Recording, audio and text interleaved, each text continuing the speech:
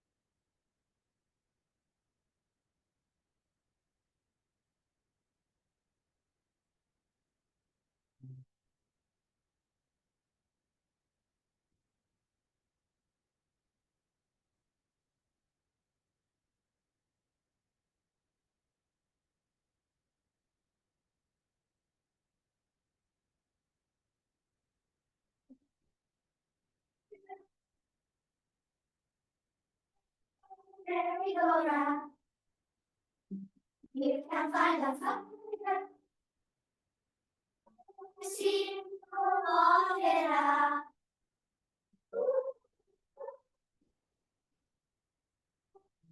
Mountain, we're gonna walk it out. Mountain, and now rise up, rise in the day, now rise up.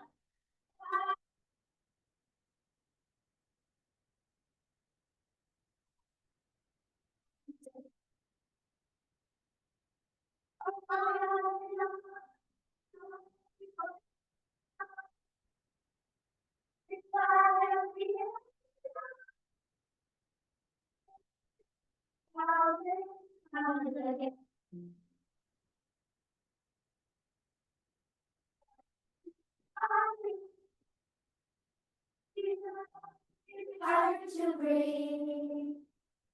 Now you feel like dying. From the snow, take the world to its knees. Mountains, we gonna walk it out. Mountains, and I'll rise up, rise and rain, I'll rise up. Rise and rain, I'll rise up. And I'll do it 1,000 times again. I'll rise up, I will live in spite of the end, I'll rise up. And I'll do it 1,000 times again.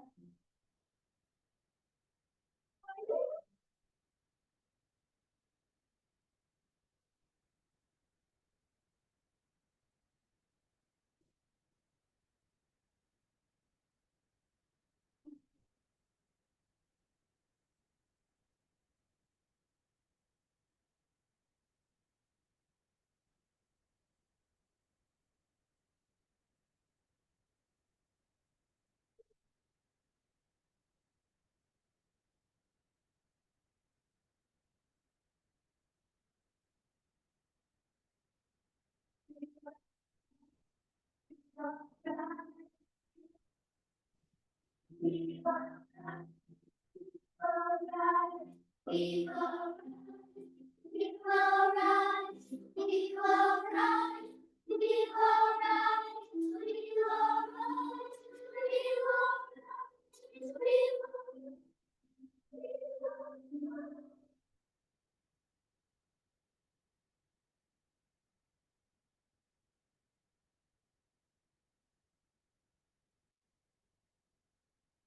Rise,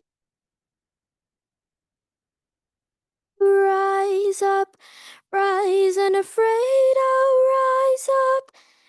do it 1,000 times again. I'll rise up, I like the waves, I'll rise up. In spite of the ache, I'll rise up, and I'll do it 1,000 times again. I'll rise up, rise like the day, I'll rise up, rise to make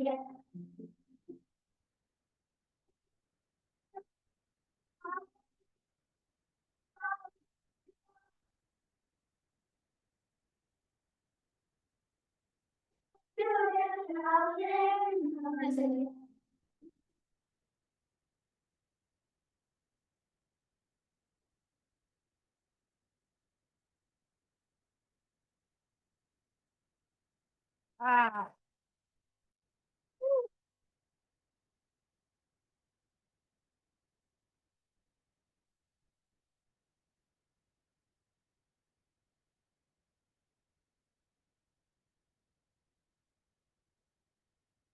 All right. That was amazing. Now, I know my fellow trustees have some comments to make, so please, everyone stay where you are. Where do we want to start? Trustee Larson? That was beautiful. I have happy tears in my eyes, and your voices were just beautiful. I loved watching your teacher. I'm afraid your name, but your conducting was so gentle and smooth. The gestures were just beautiful, and the sunflower smiles were wonderful to see.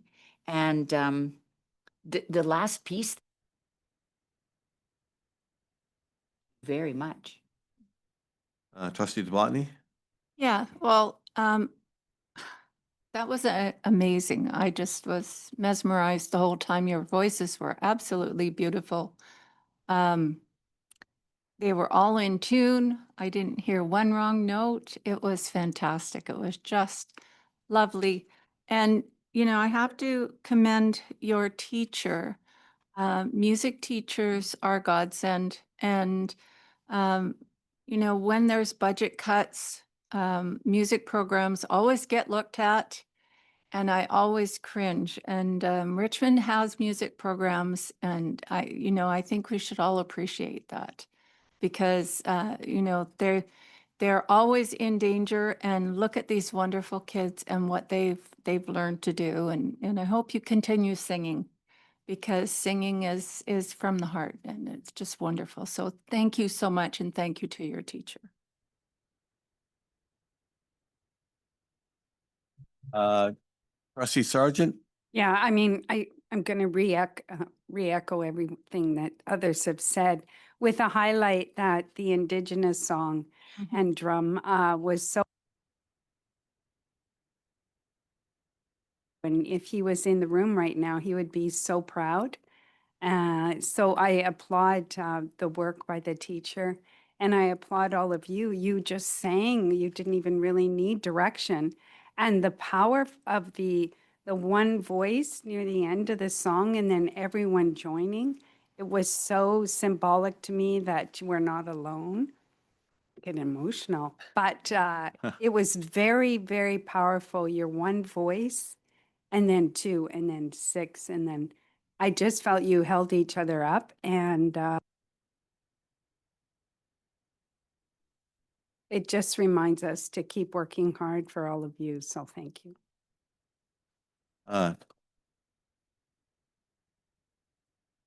Trustee Yang? Thank you very much, Chairperson, and thank you, boys and girls, from Spluckwucks for bringing a little joy to our room. It's usually much more quiet in here, so thank you for bringing your skills, your talents, and a wonderful message. I mean, how more fitting of you to sing that last song, whether you're a student, in school or just us as adults, you know, in challenging times, we have to find that extra gear and rise up. So thank you for reminding us of that. To our staff, thank you so much for all you do day in and day out, not only for tonight, but for all you do. I don't think we recognize that as much as we'd like to. The work that goes into your 8:30 to 3 o'clock, sometimes a little bit more on both ends, but thank you. And to the parents, thanks for being here tonight. You know, and by the way, that was a great fair you guys had over the last weekend. Very well attended. So congratulations on that. But thank you for all you do to support our students. And I know that Splukbucks has got a little bit more to go till the end of July, but stay cool, stay dry, have a great summer, and we'll see you back at it again. Thanks. And Trustee Wong? Mr. Chairman, will you say that you are really wonderful and sing the songs, and you have a school, have a choir. I can say that different grades and the group together, the elder can just like with the younger together, move together and have a learning together. This is really good. It's for you guys to learn. So and appreciate for parents' support and the principal and the teacher and the musical teacher. You know that is that get very unwavering time to contribute to teach and get this really successful choir in the school. Thank you.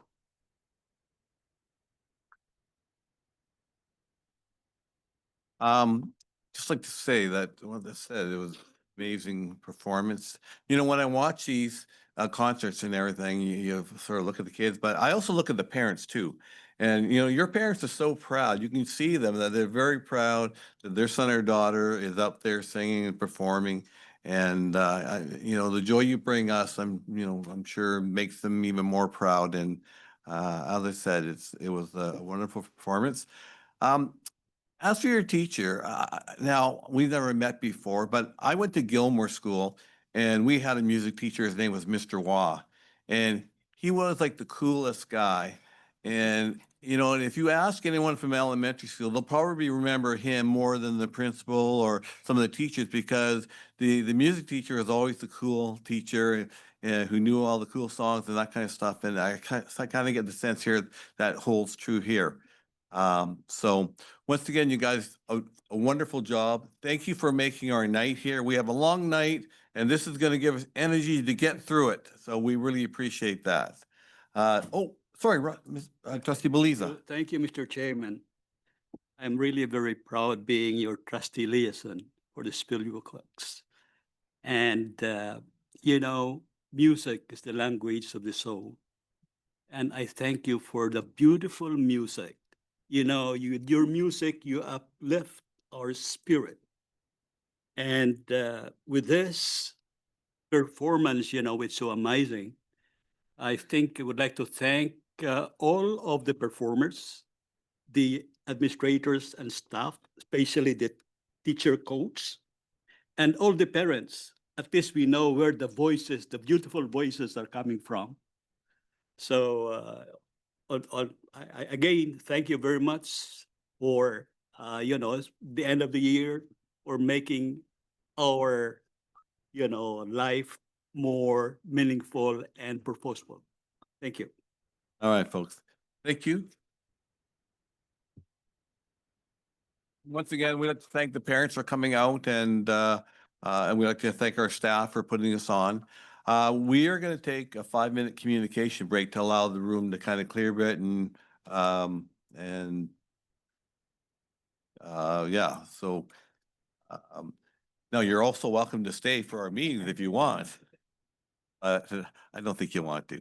Anyway, let's take a quick break and then people can sort of pick up their kids and move on to what's on for tonight. Maybe Dairy Queen, I don't know.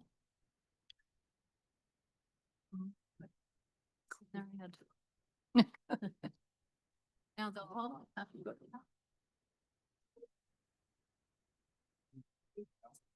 Oh, okay. We need to give it. Yeah. Hi, how are you? Good, my name's. What is your group? Are they in your group? They're not. Oh, that's. All right.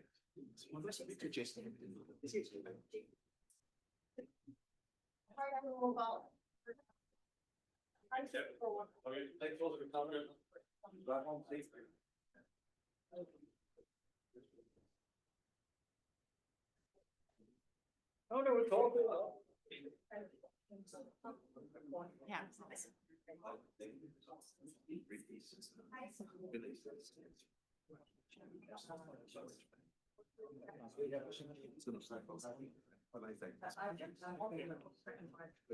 Was that a back? Touch it or not touch it. Right, hold on. Oh. Yeah. Those cookies are good. There's a bakery, a famous bakery in Vancouver. It's like 80 or 90 years old. It's moved now to Kitsilano, but it was but it's very famous for these. They make the, but these are close. Yeah, I never heard from you, so I'm sorry, I didn't have your contact. Look at your email. Yeah. I feel like they were. That was like, that was. No problem. Oh, I know, I thought, oh no. Yeah, I think. Even the way the teacher. I'm just- Oh, you're sorry. I'm terrible. Wait, Eddie, you, I think you're one, everybody. Always. Our. I'll do my.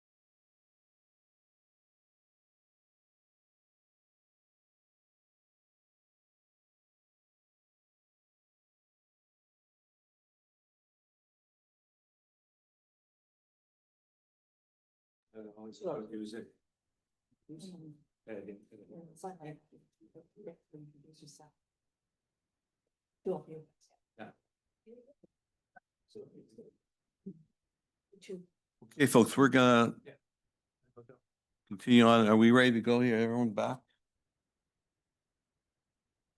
Right in the middle?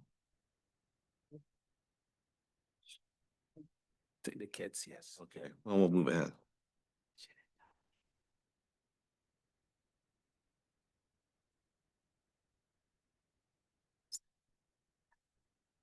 Okay, folks, we're gonna get started. Starting off with announcements. I think we have one announcement. Trustee Larson? Thank you. June 21st is the National Indigenous Peoples' Day, a time to honor and celebrate the diverse cultures, histories, and contributions of First Nations, Inuit, and Métis peoples. It is also a day to reflect on the strength, knowledge, and enduring stewardship of the land that Indigenous peoples have upheld since time immemorial. In Richmond schools, students and staff will engage in learning rooted in the First Peoples principles of learning and land-based education.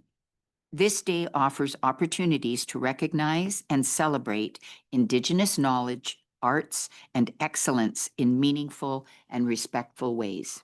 Thank you. Thank you, Trustee Larson. Secretary Treasurer Wang, are there any materials not included in the package available to the public? Thank you, Chairperson. I confirm all relevant materials have been made public on the district website. Thank you. Now I'd like to adopt the agenda, unless there's any additions to the agenda. Can I get a mover and a seconder? Moved by Trustee Sargent, seconded by Trustee Beliza. All in favor? Thank you. All right, presentations. We had a wonderful presentation already from the Spucklucks Choir, and we're looking forward to the next one as well. We have the Rotary Club of Richmond Sunset organization. Yes, we have a Rotary Club of Richmond Sunset, and we have several members of Rotary here. I'm going to introduce a few of them, and then I will introduce the presenters. So we have Grace Sang, who is a district friendship chair for our Rotary district, and also a Rotaract, which is a university age Rotary members. She is an advisor to the Rotaract. We also have Ken Choi, who is an incoming president of the Richmond Rotaract.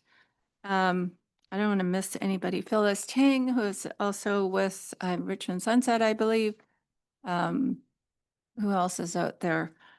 Ali Safdari, I saw him out there. He's with the Richmond Rotaract, which you'll hear more about. And to present tonight, is Jason Tam, who is Richmond Rotaract incoming president, and I believe also Jim Ling may have a few words. He is the current president of the Richmond Sunset Club, and actually I am the incoming president for the Richmond Sunrise Club, so we're kind of on the opposite spectrum, but we're all Rotarians, and it's a good organization, so you'll hear lots about it in their presentation, which covers a lot of what Rotary does, and especially for young people. So take it away. Thank you for allowing us to come and join you face to face. And it's a nice place, and thank you for bringing the beautiful choir that we have. We sure love to have them to perform sometimes at a Winter Wonderland concert at the City Hall.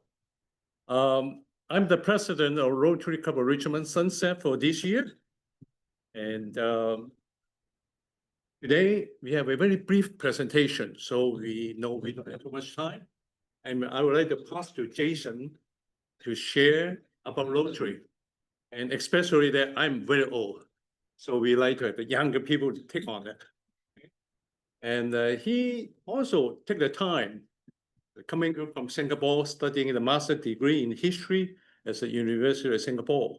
But he's loved Rotary. He loves high school leadership and so on. So Jason, go for it. Okay. So Superintendent UC, Assistant Superintendents, and all school board trustees. Good evening. My name is Jason Tam. I'm the incoming co-president for Richmond Rotary and the president nominee of Rotary Club of Richmond Sunset. I'm very honored to share with you how Rotary has been making a difference right here in Richmond's schools and communities. Thank you to the school administrators and teacher sponsors. Without their support, Interact Clubs in Richmond would not be possible. Their help turns service and leadership into lived experience for hundreds of students. Yeah, so talking about who is Rotary. So Rotary International is a global organization of over 1.2 million members in more than 200 countries. Founded in 1905, Rotary brings together businesses, professional, and community leaders to provide humanitarian service and advance goodwill and peace. So for the mission and vision is to serve others, promote integrity, and advance understanding and peace. Our vision is simple yet powerful. Together, we see a world where people unite and take action to create lasting change globally and locally. So here is the Rotary 7 area of focuses. So some of the clubs, they will just focus on one area of focus, but most of the clubs, they will focus on everything. Okay, so here is the Rotary's 4-way test. So the first one, is it the truth? Is it fair to the all concerned? Will it build goodwill and better friendships? And lastly, will it be beneficial to all concerned?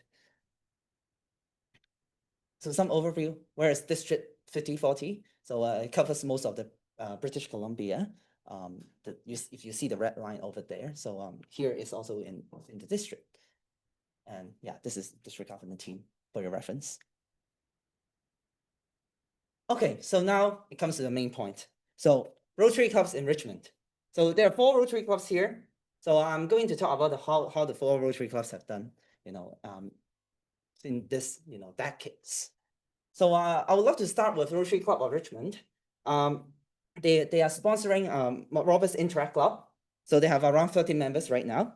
So every year they will host a Lunar New Year Gala, to fundraise to the Hospice House and Mineral Senior Society. So they are fundraise around 30,000 annually for this event. Okay, so coming to Richmond Sunrise Rotary Club, they are sponsor of Burnett Secondary School Interact Club, which has around 45 members. So they have a Richmond High School scholarship. They have 10 Richmond High School. Yeah, really 10 Richmond High School scholarship with 1,500 per school. So that takes around 15,000 per year. So they also have the Rotary World Health. They have this gala, and then they will focus on the food bank to the Rotary World Health in the Philippines and other international projects. So coming to Rotary Club Steveston, they are the sponsor of Math Interact Club. So there are around 70 members. So they host the annual shred event in Math Secondary School. So the shredding events is to having to provide Wi-Fi relief, and most important thing is the fire trailers to protect the First Nations.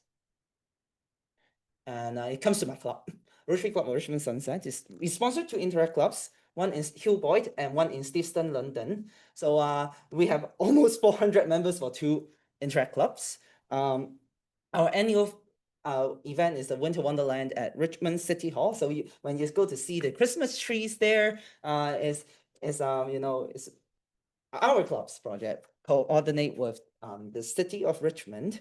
So we'll support the food bank. We'll also have a Richmond High School scholarships, which is around $2,000 per year. And then we also have a KPU endowment fund. Okay, so you see here, these are the interactors and our members who are volunteering in our Winter Wonderland fundraising. So this happens in every November. So if you go around the City Hall in mid-November, so you will see us decorating the trees. We have interactors from Hillboyd and Steveston London going. We always have a lot of interactors participating. So it's always a very high turnout. Okay, so when we talk a lot about Rotary Club. So now we talk about Rotary Club. So Rotary Club is open to young adults aged 18 to 40. Many of our Rotary members are former interactors or university students giving back. Richmond Rotary is a community-based club where these are members from different backgrounds. So you see, this is community-based. So everyone coming from different backgrounds can join. So it's compared with school-based, is you just focus at school, but community-based is everyone. Everyone is included. So we mostly, as mentioned, we recruit a lot of Interact graduates. So if they're interactors in a particular high school, so they can join Richmond Rotary to continue their Rotary journey. So going back to the Interact Club. So Interact Club is for youth aged 12 to 18, focused on leadership and community engagement. Richmond currently has 5 Interact clubs in 5 out of 10 secondary schools.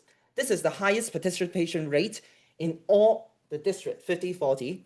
And I'm not guaranteeing this, but I think the percentage is the highest in the world, which has 50%, participation rate. So with approximately 500 interactors in total. So this is the Rotary, RYLA is called, this is RYLA, it's called Rotary Youth Leadership Awards. It's a camp. So it's a camp that's always happened, at the very end of the spring break in late March or early April around. So they will go to a YMCA campsite in Gibsons in Elphinstone. So we have Richmond Interactors who has been there. Our club has 4 Richmond Interactors going to this camp to learn about leadership. Okay, so here are the pictures of what the Interact has done. So I just put the Hillboy Interactors there because I'm the advisor of that club. So you see in the picture in the purple background, so they are working in the Cat Century in number 6 Road. So this academic year, they have gone to the Cat Century for 6 times to clean and volunteering. And also on the top right corner is the shoreline cleanup in Gary Point Park. In the middle, they work with the Strathcona Interact Club in East Vancouver. So they are distributing I think goodie boxes to downtown East Side, the communities there. And the bottom right here is the food drive. So you see they have donated a lot of non-perishable items. So they going to donate to the food bank to support the people who are in need. Okay, so besides Interact, we also have an Early Act Club in Brower Elementary, which is sponsored by Rotary Club Richmond Sunset. So service can start early in Richmond, right? At Growers Elementary, as the Richmond Sunset Rotary sponsor this Early Act Club with Marion Bauer, past Richmond Rotary president, and currently the Richmond Sunrise Rotary Club member as the teacher sponsor.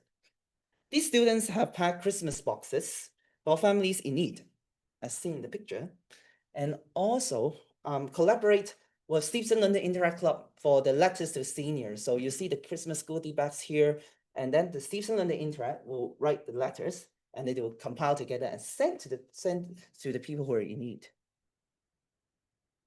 Okay, so here is the this year's Interact Annual District Conference, which is held in the Britannia Secondary School. So we always have the Interact clubs to prepare a trifold, you see in the left and the middle one, to trifold to promote their club. So mostly they will have interactors coming, not just in Richmond and Vancouver, Burnaby, New West, and also some people up in the north, they will also come. So okay, last but not least, I would like to talk about the Rotary Youth Exchange. So Rotary Youth Exchange is where students can spend a year, long-term, or some short-term abroad. So these programs build global citizenship, cross-cultural understanding, and lifelong friendships. So, we will, so the clubs, you can receive interactors from other country to come over for a year. Or just like we do have some people in Richmond, some students in Richmond before they will go to another country for the youth exchange. So whether it's short-term and long-term, it's still a great chance for people, for the interactors to learn more about the cultures abroad, or, so that for the people who are abroad, they learn our cultures here. So, okay, so here's one of the upcoming projects. So I'm not sure whether you have heard of this. It's the Rotary Peace Garden at Garden City Community Park. So we are not transforming the whole park into a peace garden. We just take a little bit of this, and then to transform it as a peace park, right? So to fulfill our one of the 7 areas of focuses. So the estimated cost is around 380,000 Canadian dollars. And one thing good is you have many Rotary clubs, including local and overseas clubs, have committed into this project. And the estimated estimated finishing date will be, I think it's next August. So, next August, there will be an opening ceremony. You know, you're very welcome to join it, and it's supported by the city. So, okay, let me conclude all the thing. In conclusion, Rotary's presence in Richmond schools is more than symbolic. It's active, ongoing, and impactful. From scholarship, student leadership to international exchange, Rotary opens doors for youth to lead, lead and serve. Again, thank you to the teachers and administrators who champion Interact clubs and Rotary values in the schools. You don't just create space, you create transformation. Thank you. Thank you.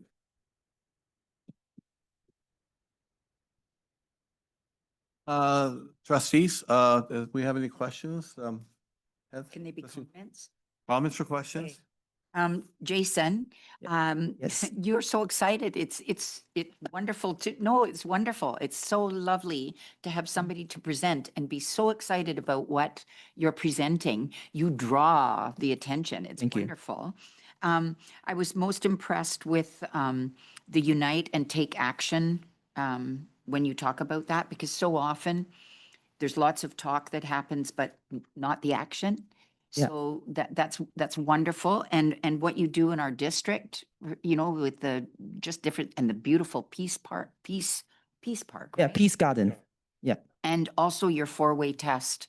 That Yeah. is such a rich, we all need to remember those statements. But thank you. Your passion is absolutely contagious. Yeah, thank you, Trustee Larson, for your compliments. Thank you. You know, I will like to also, give a, we have two Rotarians as Trustee and also Rotarians is Trustee Belisa in our club, Richmond Sunset, and Trustee Tapotny from Richmond Sunrise Rotary Club. Thank you. Trustee Tablani, then Trustee Yang, Trustee Belisa. Yeah. Well, yes, Jason is always very excited about Rotary and youth. So we thank him a great deal for coming and presenting. And, most Rotarians are excited and live and breathe it. So we're always excited to present what we do because it's exciting. And not a lot of, some people don't know what the heck Rotary is. We get asked all the time. But one thing, because he can't tell what everything that Rotary does, but also Rotary has lots of opportunities for young people. And most clubs do send students to youth camps. And RILA is one of them that was mentioned. And RILA, kids come back and they'll present to the club after, and they're telling us that their lives have been changed. Yeah. Every time I hear that. And that youth camp is amazing. And we have the opportunity to send, through our fundraising, several kids, and sometimes we can't find them. So we're looking to the district to kind of help us find those kids. If we don't get them through Interact, they don't have to be in Interact. But we also have, there was an Adventures in Film. There is an Adventures in Healthcare. There was one in Forestry. I'm not sure if they're all still running, but there's also Adventures in Citizenship where we can send a student or two, each club, out to Ottawa, and they get to sit in the In the Senate. Parliament and meet A whole all week. the MPs and stay in Ottawa, and it's all covered, the expenses, by the Rotary clubs. So, there's amazing opportunities for young people to do things and to learn how to be good people and good leaders. So thanks for highlighting this. I can't say enough about it. Yeah, So, thank you. I'm the converted, so. Thank you. Thank you, Trustee Tablani.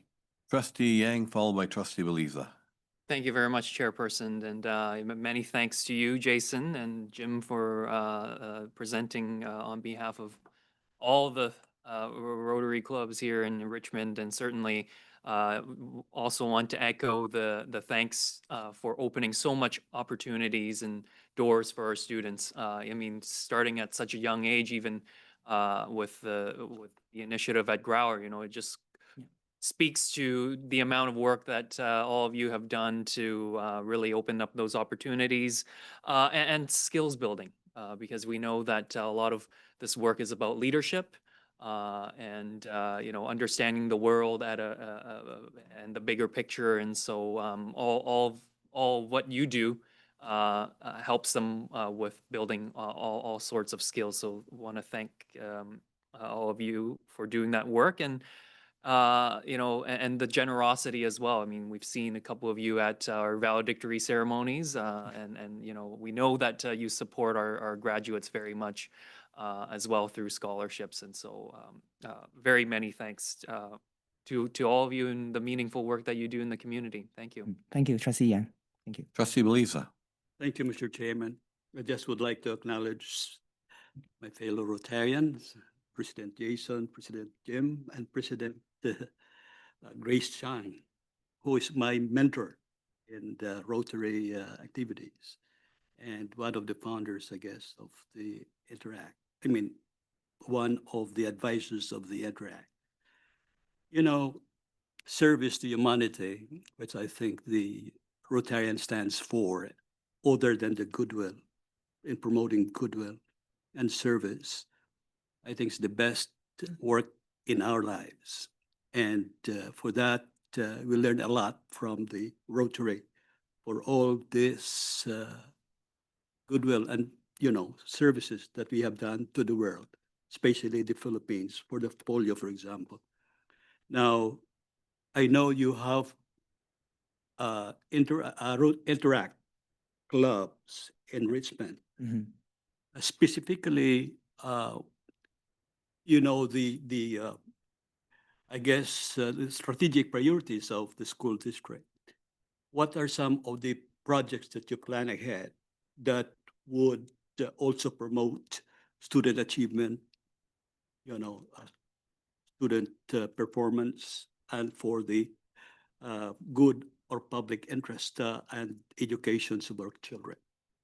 There are many opportunities that we can work together in the school. There's about 20 years ago, I started a Rotary Leadership Honorable David Sealam Leadership Award. You remember former Lieutenant Governor? He was a Rotarian for 40 years. Okay, David Sealam. So we have a program, is that each student would do project 20 Way to Success. So all you, procrastination,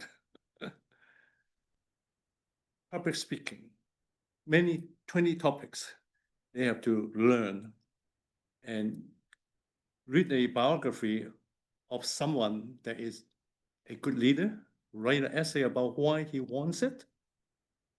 Plus, he had to do a community service project. Also, make a friend from other places in the country. And he achieved that, he will get a certificate for the award. So that program is not carried on at this moment. But to me, that would be even surpass the Duke of Edinburgh Award, to my opinion, because it is something that a student can learn from grade to grade 12 to prepare something under the supervise in the school and the experience on the Rotarian. So that is only one situation.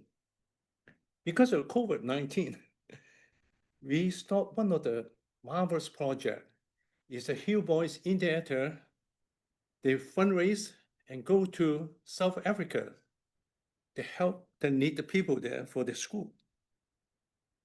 So we are here at each school to come up with something practical they can learn each year. And our advisor is working very closely with the sponsor teacher and also the in-theater. And some of in-theater, they were performing last night, right? At the Oh yes. yeah, at the Rotarian coming from Singapore on the way to Calgary on a 10,000 plus convention in Calgary. So in theaters, they were playing the chamber music there for them. So opportunities is always there. And then we as a Rotarian would take on it to work with you. All right. Did I miss anyone? All right. Jason, Jim? Trustee Wong. Oh, sorry. Trustee you. Wong? Thank you, Chairman. So thank you, Jason, get this presentation for us, for me, to learn more. I know some of the Rotarian in Richmond. Now is I know what's that is the have a inter-Rotary and early Rotary. Early anyway. Earlier, Interact and Rotaract. Rotaract. Rotary, yeah. Thank you. Yeah. So more in, so we are really encouraged that there's our school, every secondary school, and just like have this program on, get them have a leadership opportunity and more the open mind and with the serve of the community. So really appreciate for the Rotarian, the effort and get and the passion, get the word difference. Thank you. Yeah, I'm glad you understand more about Rotary, Trustee Wong. Thank you. Yeah, no, it's been very informative having you folks come out tonight. I think it's, seems like a great partnership, the school district and the Rotarians.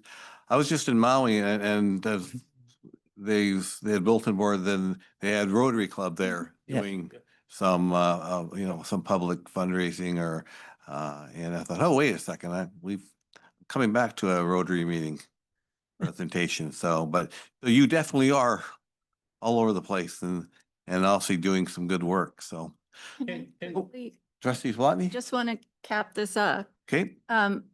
Some of these people and myself are heading to Calgary on the weekend for it's the Rotary International Convention. Yeah. And so there will be people from all over the world at that. So we're going to bring back ideas. Okay. Yeah. So lots of ideas for Yeah. youth leadership and all kinds of other things. So Okay. it's going to be a wonderful event. Again, if you don't mind, I will just add one thing is that for the superintendent level is that every year we have at least more than 10 or 20 scholarship. It's for Peace Scholar. It's a master degree level. And it's fully paid for. I think it's about $30,000 US to go to about 7 universities, including Duke University, Christian University in Japan, one in Turkey. And every year we are looking for people qualified that want to extend their learning into the conflict resolution and those kind of peace-related topic.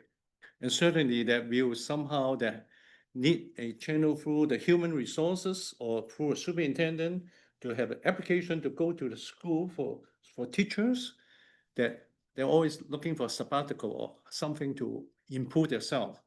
Mm-hmm. And those are wonderful scholarship. And they're staying in a Rotarian's house during the period. So they will be well looked after and then go to education, but also learning if the family are Rotary and that kind of thing. Okay, yeah. Sure. Well, that's perhaps the conversation you Yeah. can carry on afterwards. We really do thank you for coming out and putting on this presentation. It was very informative and interesting. And once again, we're, like I say, very pleased to be partners with these folks and helping our kids become better leaders in the world. So Thank you. thank you. Yeah, thank you, the Richmond Board of Education, for having, this great opportunity, to help you understand more, about Rotary and how the other levels of Rotary works. Thank you very much again. Thank you. All right. Thanks. Thank you.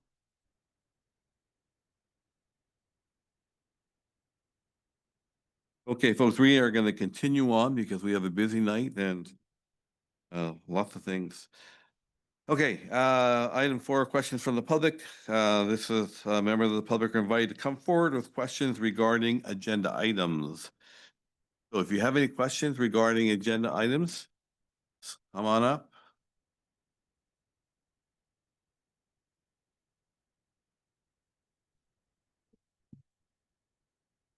Great. Liz Baberstock, President, Richmond Teachers Association, and happy June. And happy last meeting of the year. So I would like to start just by appreciating all the work that is being done with respect to the strategic plan. And we have a number of reports tonight. But it is my opportunity when I look at those strategic reports. We've got the optimized facilities and the DEI. So I'm going to leave a question, likely not getting an answer tonight, but leave it with trustees and ultimately the district in terms of DEI, and very specifically the question, and this is coming from a year or more of what we're hearing from teachers and also from the BCTF membership survey. And it really is about inclusion.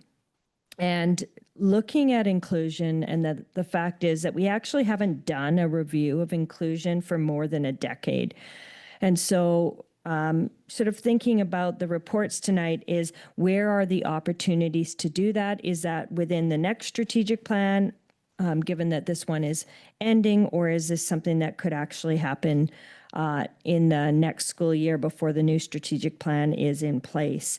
And I say a review of inclusion because really what teachers are looking for, and I think many employees, is in today's world, what can we do to better support student learning, and with that, the employees' working conditions and their sense of well-being? What I would say again is the last inclusion review was actually more than a decade ago, and there's been significant change to the complexity of classrooms outside of restored language. There really hasn't been any funding improvements by the ministry, despite the increasing number of diverse learning needs. Yes, there is the yearly increases, but that is not enough to actually keep up with the changes that are occurring in the classroom. When you look at the recent strategic plan and the qualitative data that came out of that strategic plan from staff, what they are reporting is burnout. And they're reporting burnout because of insufficient support for the needs of all learners. There's a variety of reasons for that teachers are reporting on. Part of that is not enough teachers, teacher shortage. It's redeployment of non-enrolling teachers, which means that you can't provide the support that you'd like to provide in the school. It's complexity of learning needs and behaviors, and increasing demands in the profession. For trustees, and leaving this with you, is that the BCTF actually recently completed a second annual membership survey. It's a random sample survey. They did one last year and they did one this year. And this is something that they're doing each year to really look at what are some of the key themes and some of the perceptions and gaps. And I will encourage trustees to take a look at the report. Some of the key highlights, and this really does fit with the question that I was asking, is that teachers are continuing to perceive gaps in meeting student needs, especially for students with diverse needs. Teachers are looking for more people and more time in order to successfully meet student needs. Only 13% of teachers, and this is in the random sample survey, and it would be consistent if we were actually sampling Richmond teachers, felt that students with diverse needs and disabilities are having those needs completely or fully met. When you look at some of the quotes that came from teachers, is teaching students is the easy part. It's everything else. It's the lack of preparation time. It's not having TTOCs. It's new report cards and just simply no time to plan for this. It's leaving teachers feeling exhausted, frustrated, and burning out. Teachers are reporting, I love my job, I love my kids, but it's becoming harder to go to work each day when I don't have the support I need for students to succeed properly. And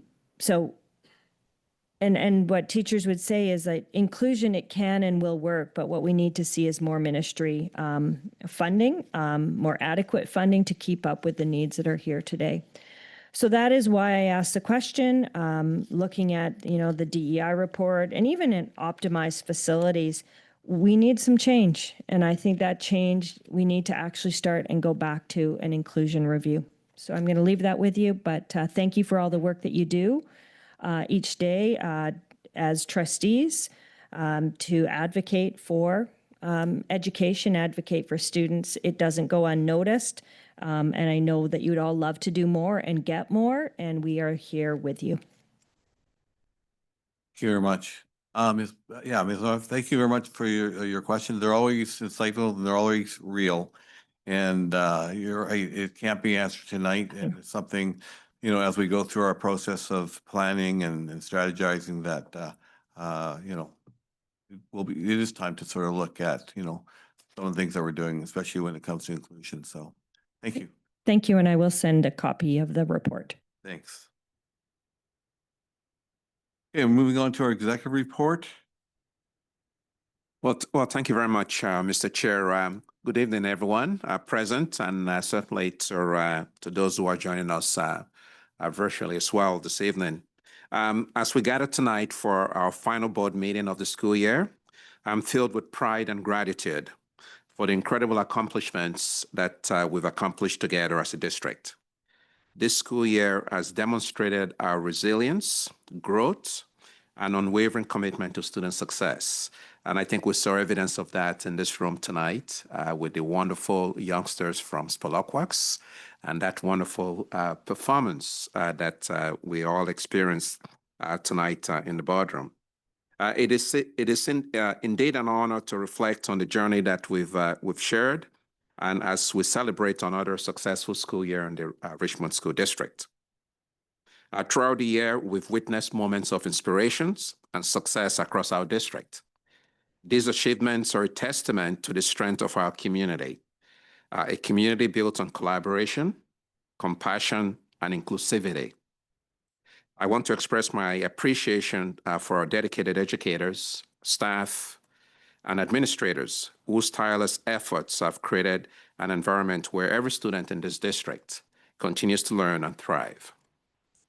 I also want to express my gratitude to the board for your unwavering dedication and commitment to our students, and I know your advocacy for the needs of students in our district is deeply appreciated. As we move into the summer months, I encourage each of us to take time to recharge, reflect, and celebrate the many successes of this year. Let us also look forward with excitement and purpose as we embark on a new strategic plan. Together, we'll continue to build a district that inspires and equips students to reach their full potential. And that's consistent with our mission for the Richmond School District. A place where students are prepared not only for academic success, but also for meaningful lives filled with possibility and great promise. To every member of our community, students, parents, caregivers, staff, and all our partners, you are critical and you're key to our success. And we thank you most sincerely for your dedication, your passion, and the belief in what we can achieve together to make our school district an extraordinary place to lead and learn. Thank you for your contributions, and certainly since this is the last school board meeting of the year, just want to wish parents and students and staff. We do have employees who work throughout the summer, so I want to make sure that that is noted as well. Just want to thank everyone in the organization, because we do this work together and we don't do it alone. So we have some parents who certainly were present in the boardroom tonight and some who are still here tonight. And I think it just speaks to the reason why this district continues to be one of the leading districts in this province. And it's a testament to everyone who was present here tonight. So thank you, and all our colleagues as well, who are each day show up. And I think you heard the previous the presenter speak to some of the challenges, but you know, it just gives me tremendous hope and appreciation for the work that the adults do in our system to support young people each day. So for them, we express our gratitude and appreciation. So thank you very much, Mr. Chair. Thank you very much. Okay, we're going to move along. Item 6 is approval of minutes of prior meetings. Before I go, we always tell this to the kids who concerts and the shows who come and play before us. Once you're done, I mean, you're welcome to stay. We'd love for you to stay the whole night, but it is going to be a long night. And if at any time you feel that I need to go or whatever, we understand. So Like I said, we're happy to have you here. We'd love to have people in the audience, but do not feel obligated that you have to stay for the whole thing because you might be here a while, all right? Okay, we have a record of an in-camera meeting of the board held Wednesday, May 21st in your package. Regular board meeting held Wednesday, May 21st for approval. So there are minutes from the May 21st meeting. Are there any errors or omissions? Not seeing any. Can I get a mover and a seconder? Trustee Sargent move, Trustee Yang second. All in favor? Thank you. Okay, we're now moving on to business arising from prior minutes. We're going to start off with a strategic plan update, priority 3. We have a report from our Secretary Treasurer and Assistant Superintendent Lang attached, and they will be presenting as well.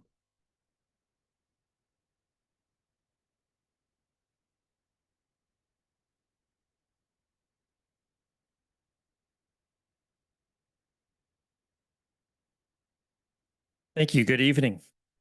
It is a privilege to provide an update on Strategic Priority 3, Optimize Facilities and Technology, and to share the progress that has been made throughout this school year. A more detailed report is included within the public agenda package on page 17 to 29.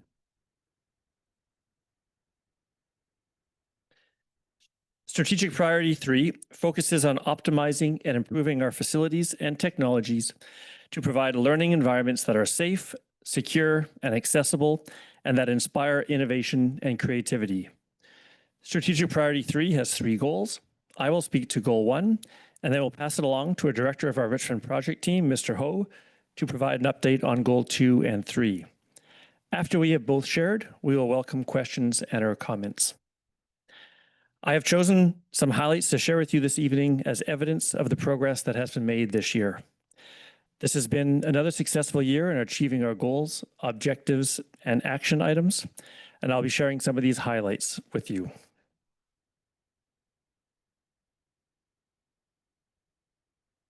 We have continued to prioritize increasing access to technology hardware and software.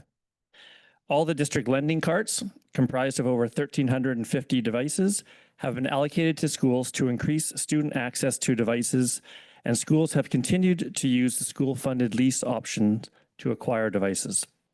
Our district now has over 6,600 computers and 10,000 iPads for student and staff use.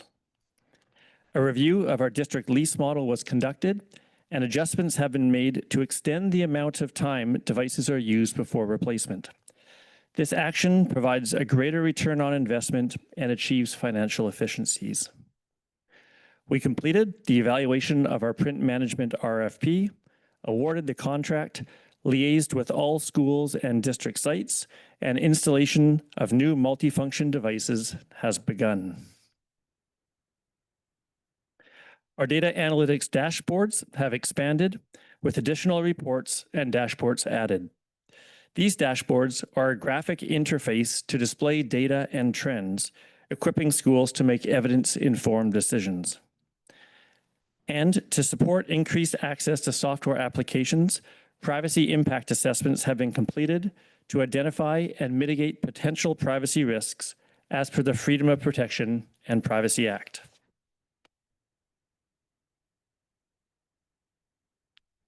We remain committed to expanding the professional learning opportunities to support the integration of technology. We've hosted professional learning sessions on each of the Pro-D days with strong staff participation. Additionally, our staff provide one-on-one, small group, and large group support sessions. One new action we've implemented this year has been called the Tech Team Tune-Ups, where members of the tech team schedule time in every school to provide support to staff. The feedback from staff has been this approach has been very helpful. The technology pages on RichNet consistently trend in the top 3 most visited areas with over 1,500 visits in the past 90 days. This demonstrates that staff are finding value in the resources that have been made available. A targeted focus this year has been on providing professional learning workshops on artificial intelligence, helping staff to better understand how to effectively and safely use AI for educational purposes. 15 Pro D sessions have been offered this past year, and a full day for secondary teachers is planned for August and has already reached max capacity of 200 participants. Guidelines for the acceptable use of AI have been created, along with other resources to support staff and student use. Pilot projects were facilitated to explore 2 educational-based AI tools, with feedback gathered to help inform our future software offerings.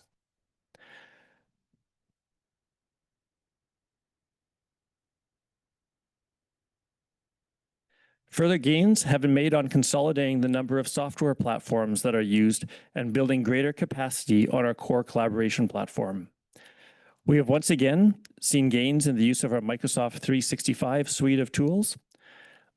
OneDrive use for secure data storage has increased year over year, and the use of Microsoft Teams as our core collaboration, communication, and file management platform demonstrated greater usage by both education and business staff.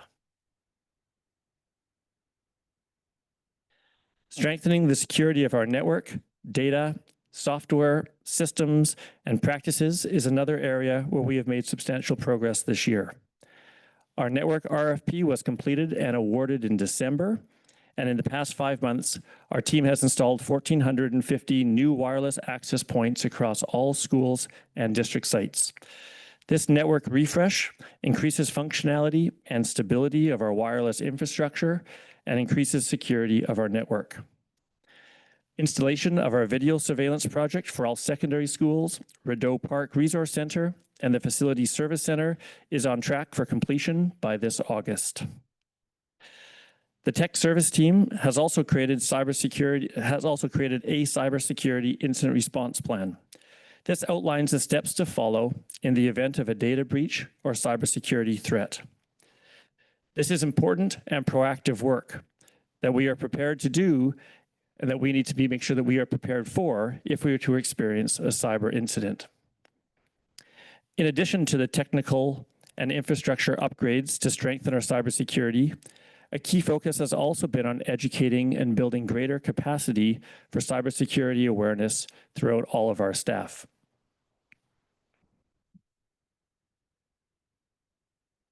Throughout the year, all staff have received 8 cybersecurity modules to complete. Staff report these modules are informative and that they help equip them with the awareness and knowledge and skills to help detect and mitigate potential risks. Internal phishing campaigns have also been conducted with staff and continue to increase in complexity and specificity. These interactive exercises demonstrate our commitment to supporting and building capacity in all of our employees, as cybersecurity is everybody's responsibility. All this work is important and contributes to helping us achieve our ultimate goal of a technology infrastructure that is stable, secure, and relevant to support learning. The team has worked extremely hard throughout the year, and I would like to acknowledge and thank Director of Instruction Wendy Walker, all members of the Learning and Business Technology team, our digital literacy consultants, and all staff and students for their engagement, partnership, patience, and innovation with using technology as a tool to enhance and support learning. And similarly, I would also like to recognize, on behalf of the senior team, the incredible work of our facilities services and our Richmond project team. These teams work tirelessly throughout the year to ensure that our school facilities are effective learning environments for all of our students and staff.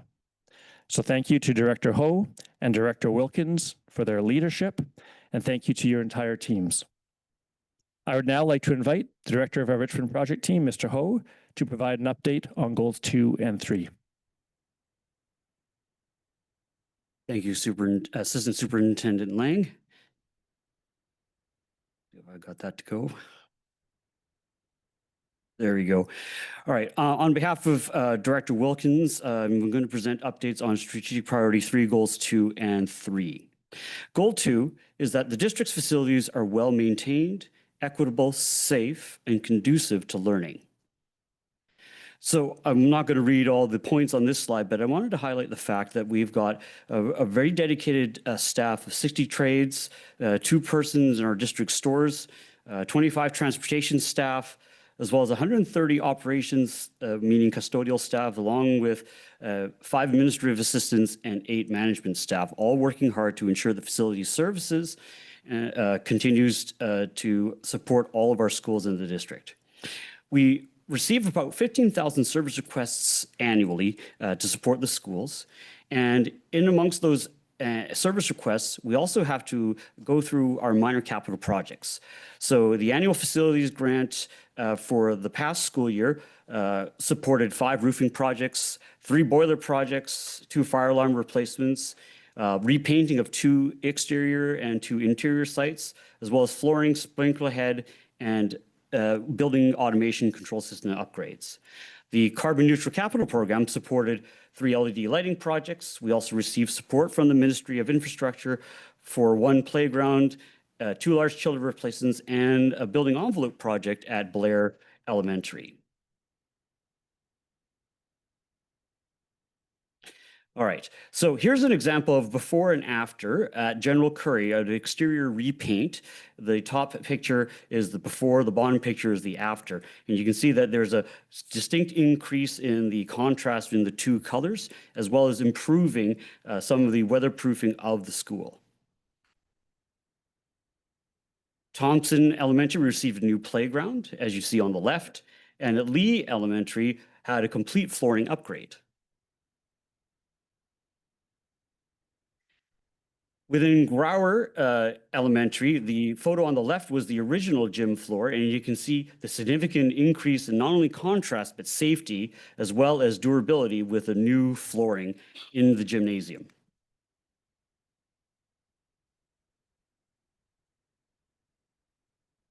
Oh, hold on a second here. There we go. All right. Oh, sorry. Can we go back one? There we go. Okay. All right. With respect to objective 3, it was implement the 2020 maintenance review recommendations to optimize service delivery and improve the quality and timeliness of maintenance to our facilities. I can confirm that the maintenance review recommendations have all been implemented. In fact, they have been implemented as of 2 years ago, and that the Richmond project team, the facility services, continues to ensure that the asset planner, enterprise asset management system is continuing to improve service delivery to our clients, which is the schools. With respect to objective 4, the Richmond project team consists of 1 director, myself, 2 project managers, 2 planners, 1 manager of administration, and 1 administrative assistant. The planning group was successful in completing an update for 2025 of the long-range facilities plan, which provides direction for our 5-year capital plan, as well as our eligible school sites proposal reports, of which will be later on this evening. We are focused on ongoing city center planning, as well as the fabrication and installation of modular classrooms and daycares at various facilities, including for the modular classroom additions at Thompson and Tommy, and the childcare facilities at Garden City and Spluckwucks. You see pictures below for Tomset, the Tomset addition, and the Garden City childcare. Objective 5 is working collaboratively with the Ministry of Education to accelerate seismic upgrading of our schools. Recent change with the last provincial election was the creation of the new Ministry of Infrastructure. So the major and minor capital team from education and childcare got moved over to the new Ministry of Infrastructure. So we continue to work with the same people, they just were given new business cards. The ministry has supported 3 seismic upgrades at Debec, Dixon, and Diefenbaker, as well as we continue to work with the Ministry of Education and Childcare to improve safety of school facilities. We've continued to highlight the need for seismic upgrades of our schools, 15 of which have been funded. And as you see here are pictures from the recently completed phase at Dixon Elementary through their seismic upgrade. The school has received brand new flooring, and you can see significantly upgraded interiors as well as part of the project. Objective 6 is referring to creating learning environments that are flexible and support inclusive educational practices. We've completed several school library renovations to create flexible and energizing spaces that are conducive for learning. And I know that our carpentry staff really enjoy those projects. They really work very closely with their library, teacher librarians and library technicians to ensure that the spaces that are created are in fact what are fit for purpose for learning that they want to do. We've also completed a number of renovations in schools to create inclusive spaces that are more accessible and safer for both students and staff. And we are proud to support the continued creation and expansion of outdoor learning spaces that I know are a core interest to our educators. As you can see here, we've got a McRoberts expanded accessible washroom, as well as WALK has received a new mud kitchen and dig pit, which I know the staff have been really keen to enjoy. At HOMA, we have a significant library renovation. One of the things that I know with our libraries as transitioning to library learning commons is that there's a flexibility of use that a lot of our teacher librarians really enjoy.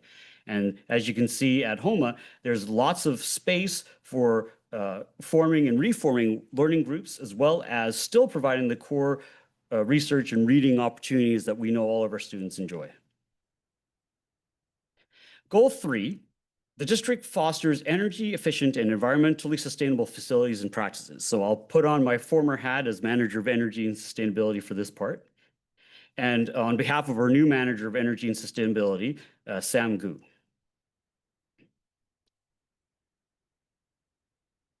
There we go.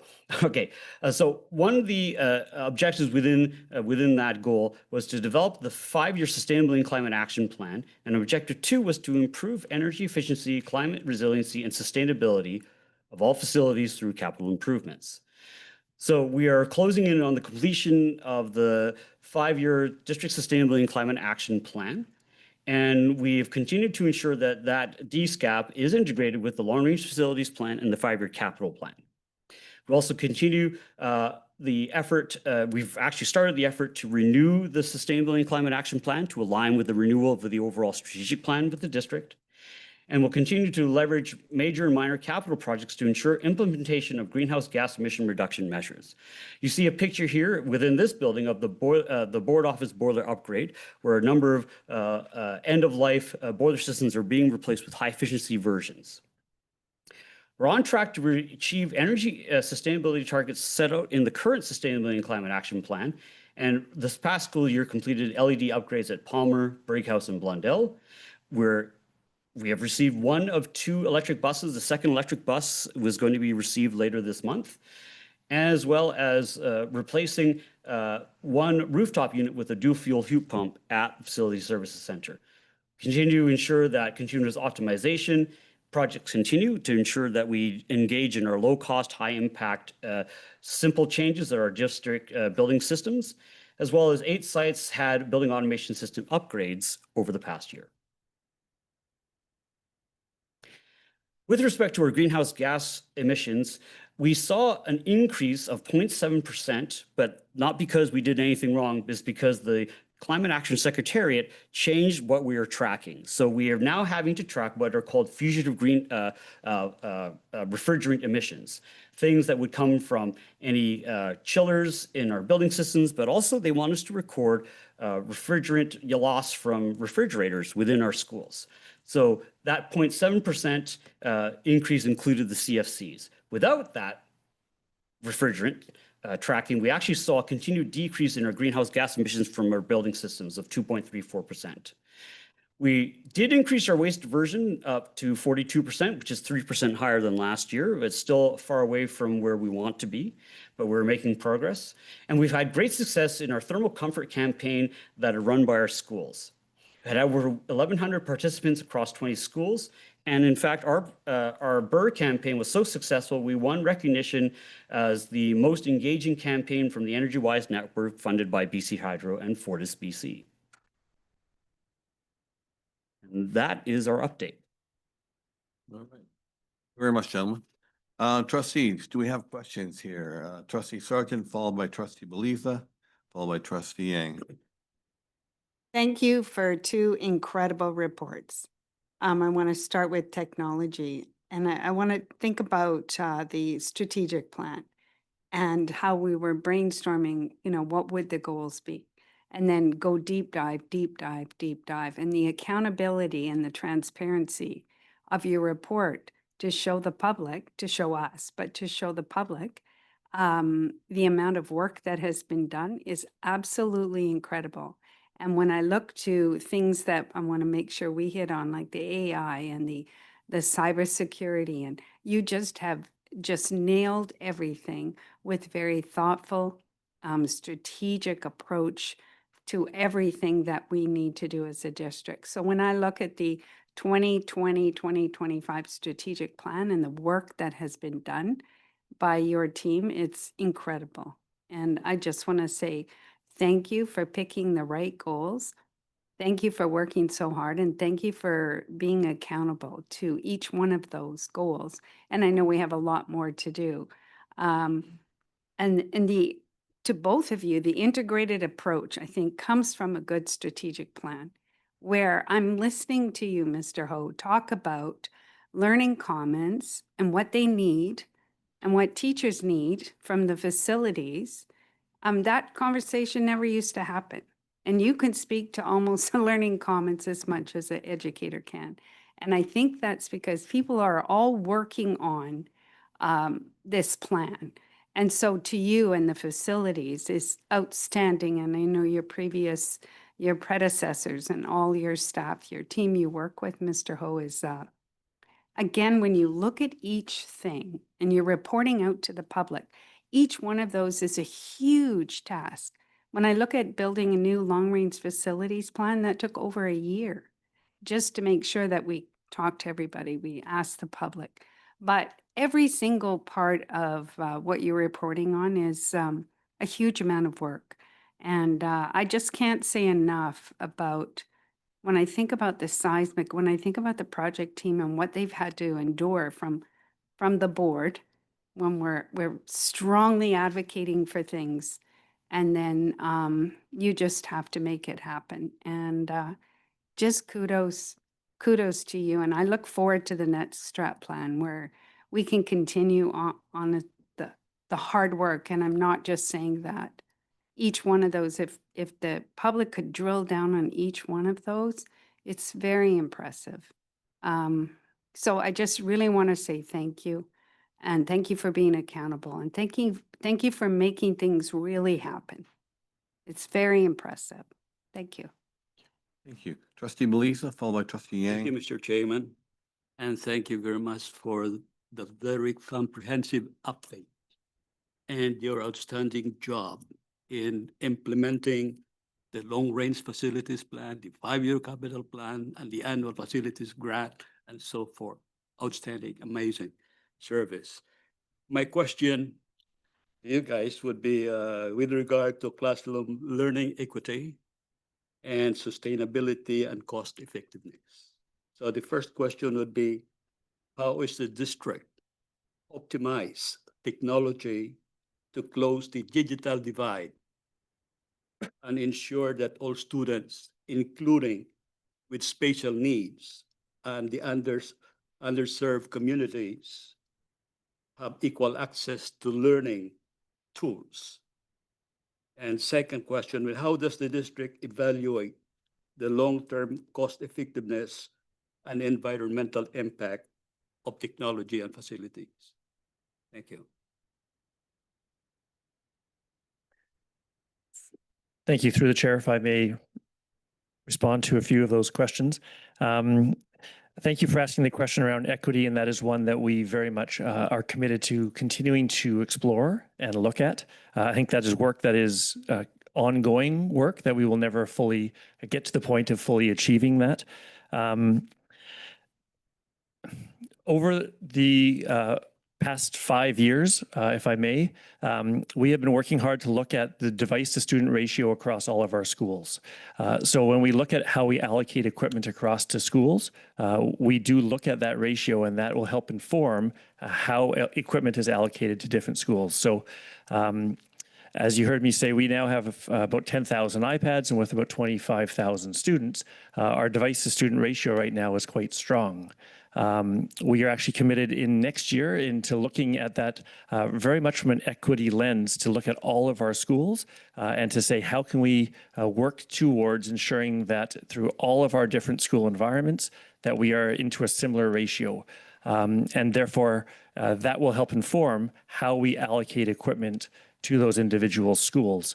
We know that some schools are larger and other schools are smaller, and we need to continue to be mindful of how we take that into consideration from our allocation model. You spoke around kind of equity for some of our diverse learning needs of our students. We partner with a variety of folks within our Learning Services Department to take a look at that. There is a number of different options that are available to support inclusive education and how technology is used to close the gap and help to support for some of those students. So whether it's through SEPBC equipment, whether it's using different accessibility tools that are built intrinsically into the devices, all of those are areas that we continue to focus on building capacity for, whether it's through professional learning or support, to be able to help utilize technology, not just as technology, but as a tool to truly make a difference to address equity and support students. So as I said, that work continues to be a priority, and I think it will forever continue to be a priority as we always look at how do we best support students utilizing these tools really as a tool to help them with learning. There are challenges there? There's always challenges there. It'd be amazing to be in a financial position where we could just provide 25,000 devices for every single user, so they had a one-to-one device. But we know that that's not practical. There's constant challenges with the rate of change and innovation with technology of how do we continue to support from a professional learning standpoint all of our staff so that we can build capacity with them to be able to utilize to maximum capacity some of these tools that are available. And that's why we speak about, for all 5 years, when I've provided the report over the past 5 years for the strategic plan, we have always talked about our commitment to professional learning, because that is a challenge that we continue to face. There's many priorities, and yet it's difficult to have time to be able to come alongside and work to constantly be building more capacity with staff. So we try and maximize that as best we possibly can, but that absolutely remains a challenge that we face. Okay, Trustee Yang, go ahead. Thank you very much, Chairperson, and certainly appreciate Assistant Superintendent and Director for walking us through this latest iteration of showing your work. And we always look forward to it because it's a way to see how much progress we've made on our strategic plan, and understanding that strategic plan is a document that belongs to the board and our direction for our community and public education, right? So certainly appreciate this opportunity tonight. Just so if I may, Chairperson, just a question on the use of AI. I know there was mention of that through the use of Microsoft 365 and Copilot. And just if staff can remind us again where we're at in terms of developing those guidelines to better use AI and use AI ethically. Those are some of I know some of the conversations that are happening province-wide, but just where we're at in terms of our conversations in the district. Through the chair, if I may. So thank you for the question, and you absolutely have nailed it in the sense that we are all grappling across the province, and I would say broader than that, with the infusion of AI and the impact that's having on the education sector. We as a district have been meeting with our other metro colleagues and school districts across the province to share resources and to have conversations around how we support the development and really the safe, responsible, acceptable use of AI within our system. And we are continuing to work on it. So we are definitely, feels like we're still kind of in the beginning stages, even though we have made progress in that area. We are excited about this August session that we are hosting with 200 secondary teachers because that is going to be an opportunity for us to formally launch some very clear guidelines that are going to support staff and support students when it comes to AI use and a variety of resources that will come along with them. We continue to do our diligence of looking at all the different AI tools and trying to ensure that we are helping to educate our staff as well as our students on the privacy impact assessments of those tools so that we are ensured that the tools that they are using are ones that are safe and responsible and effective for use. And the reality is those tools for students and those tools for staff are different. So we continue to work on that piece as well. So there's a number of initiatives that I think, for the sake of tonight, I won't go into the details for them, but this is going to continue to be a top priority. And when I talk about AI, I'm also looking at the infusion of that with digital literacy and a bit, kind of a broader concept because the two go hand in hand in the important work that we have to do. Absolutely. And, so much appreciation goes into the work in that area just because, these are more or less uncharted territories that educators and, folks that are involved in this work are walking into. So thanks again. And then just to comment on the work we're doing in facilities, I think what we've showcased tonight is something that I think a lot of community members can resonate as well is, when you walk to the school and you see a newly refreshed space, I mean, that does so much to raising that level of engagement and satisfaction for students, parents, and community members. So, and we've seen ample examples of that tonight through the presentation. So thank you for that. Final point I'll make is on our climate and sustainability targets. Always a good reminder to know where we're at. I know some areas we've clearly met and exceeded those targets. In the main area of GHG emissions from buildings, there's more work to do, and I know there's just a separate report also tonight, so we'll spend a little more time parsing through that, but just again, commending you for all the good work, Director. Thank you. Thank you. Trustee Larson, Thank you. followed by Trustee Tablani. Mine will be very quick. What I want to mention is what I see and what I've realized over the last years that we've had our strategic plan is that the board comes up with the vision, the mission, the goals, and then it goes over.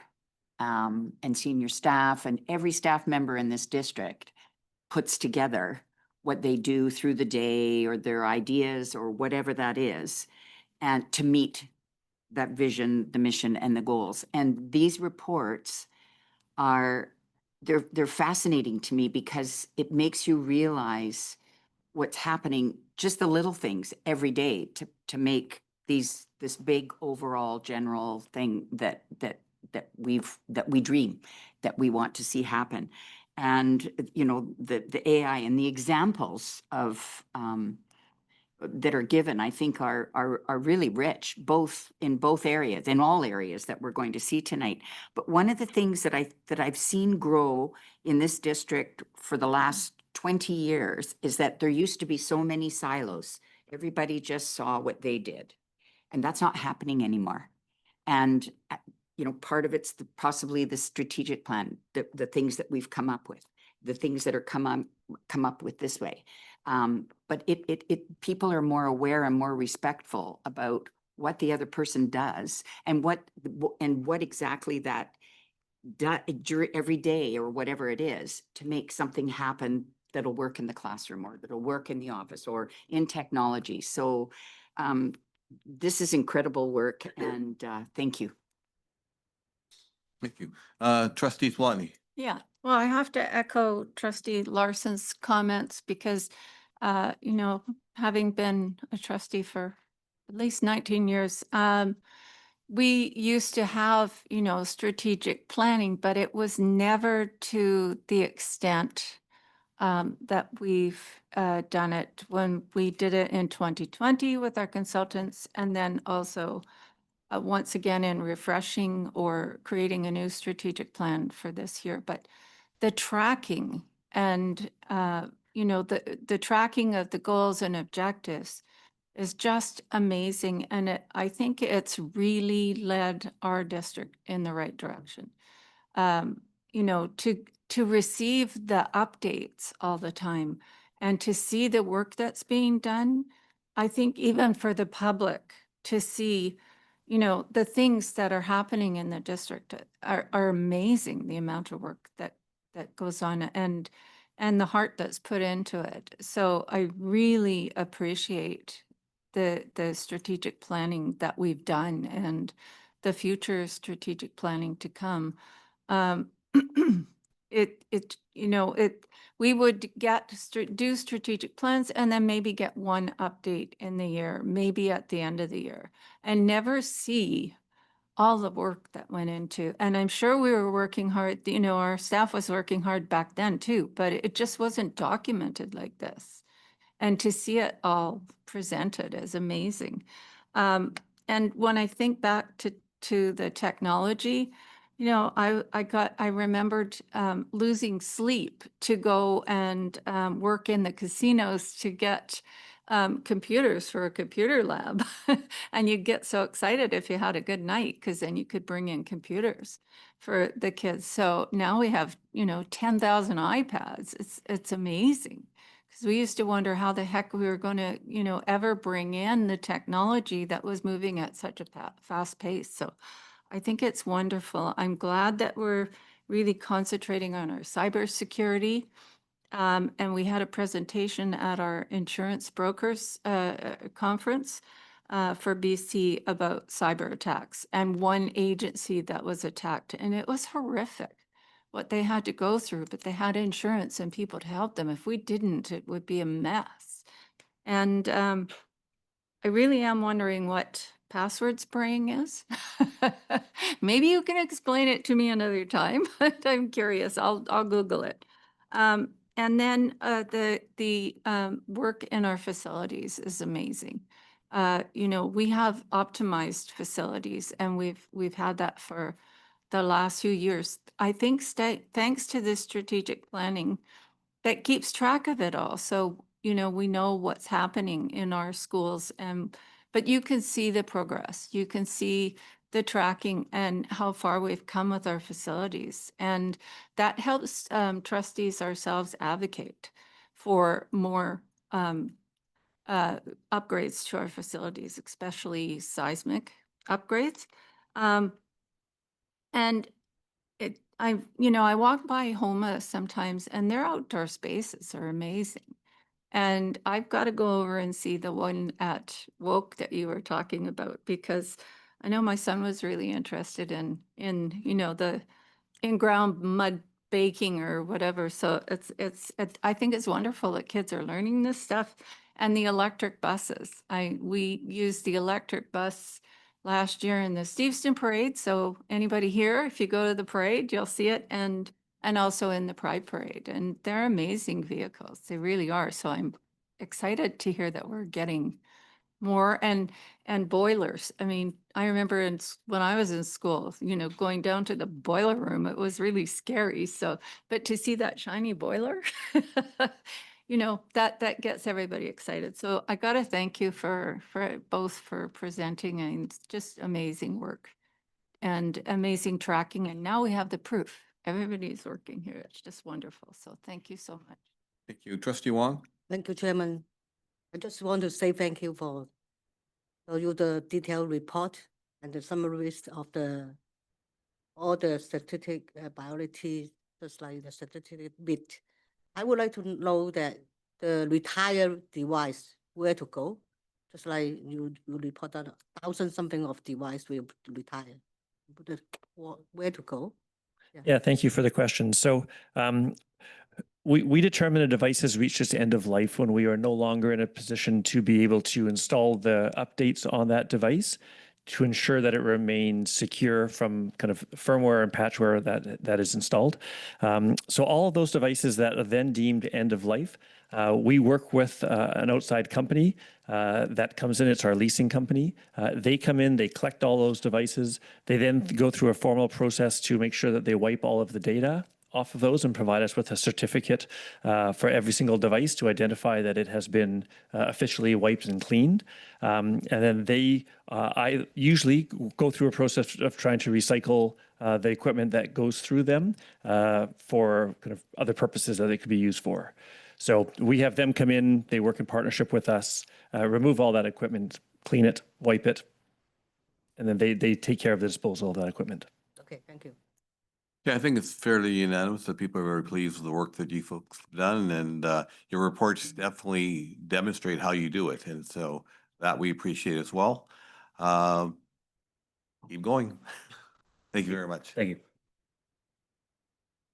Okay, we're going to move on to item 7B, Sexual Orientation and Gender Identity Annual Report. And we have Director of Instruction Rav Hall here to make the presentation.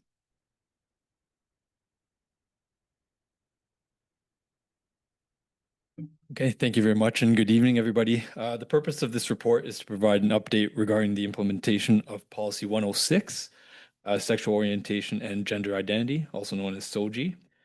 The full report is in tonight's package on pages 30 to 32, and I'll speak to a few key highlights from this school year. Note that this report is grounded in Priority 2 of the District Strategic Plan, Equity and Inclusion. Since the policy was approved in June of 2018, implementation steps continue to take place both at the district and school levels. The approach to implementation is measured and thoughtful, with the overarching goal to build as well as sustain a safe environment for all students, staff, and families, including those who identify as 2S LGBTQ+. As you can see in the report, there are 4 different goal areas that the SOGI advisory works on in subcommittees throughout the school year. Goal 1 is that students and staff who identify as 2S LGBTQ+ will feel safe, supported, valued, and included in their schools and classrooms. Throughout this school year, continued opportunities were provided for students to regularly connect. Rainbow Cafes were held 4 times during the school year, with students from secondary schools across the district in attendance. These types of opportunities continue to provide safe environments, ignite student voice, and create leadership opportunities for students. Goal 2 is that staff members in the Richmond School District will have the appropriate knowledge and skills in order to feel confident in effectively supporting 2S LGBTQ+ students in their classroom and school. One example of that that continued this year was the support for SOGI leads. Throughout the school year, district SOGI leads regularly connect with school-based SOGI leads, providing updates and opportunities for learning, which can then be shared by the school-based SOGI leads with the rest of the school staff. In October, school-based SOGI leads attended the 2024 Educator Summit, hosted by SOGI 123, which is an education initiative focused on creating safer and more welcoming schools for all students. The support for school-based SOGI leads doesn't just include attending this summit, but also debriefing their learning and having opportunities to connect throughout the school year to support one another and their work in their schools. This past May, we held a Rainbow Network for district employees, which was open to any employee that identified as 2S LGBTQ+, or any employee that identified as an ally or someone who wanted to learn more about SOGI. The focus of this session was to build capacity and learn together with the aim of supporting Richmond colleagues, as well as 2S LGBTQ+ students.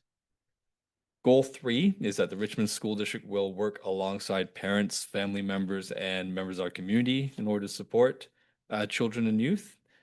So in the fall, in order to coincide with the start of the school year, the district released a SOGI information document for parents and guardians. This document focused on SOGI inclusive education to support conversations at the school, as well as when necessary at the district level.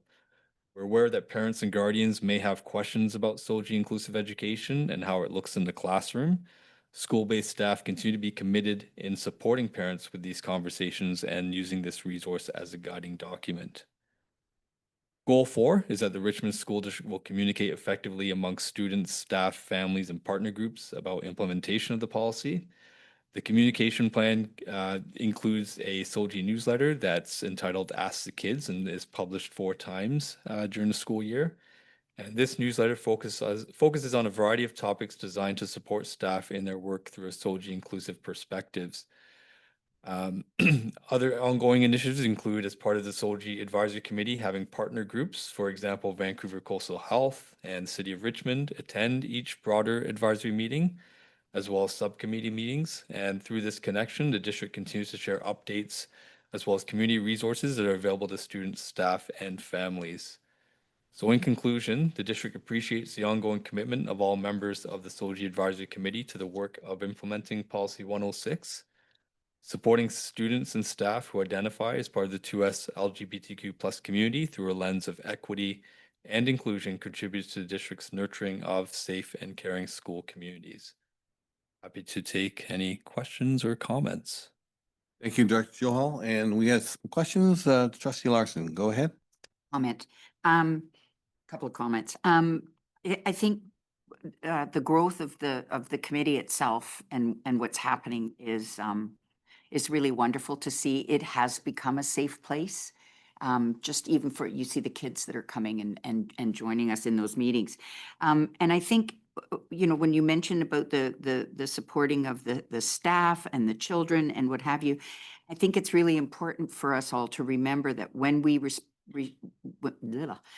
support the children, we're actually supporting their families as well, right? And so it becomes that sort of safe kind of a circle that goes back and forth, and that's ultimately our goal, so that everybody is safe. And like they've said, they've proven that when children feel safe in a classroom, they learn better, and all the other children learn better. So I think what's happening, we've got a long way to go. We'll always have a long way to go. And I think that's as it should be as we learn and things change. But I think we're well on our way. There's been a big difference that you see. And the fact that the City of Richmond is working with us closely, I think is really wonderful. Great ideas shared back and forth.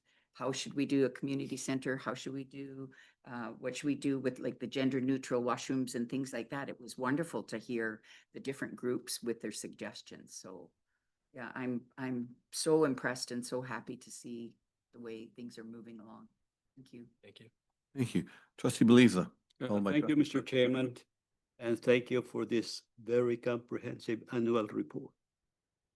You know, the safety, the health and well-being of all our kids are paramount to the board as well as to our district.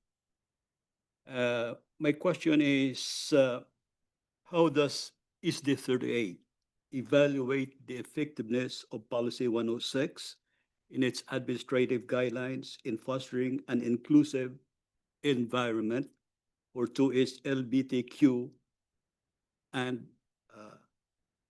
students? And how does the district SOLGI policy evaluation showing the reduction of bullying and improved well-being across LGBTQ and non-LGBTQ students? Thank you. Thank you for the question through the chair. We collect a range of data that can be qualitative and quantitative in nature. For example, in spring of 2024, the district participated in the Youth Development Index, which is a survey that goes out to all grade 11 students across the district.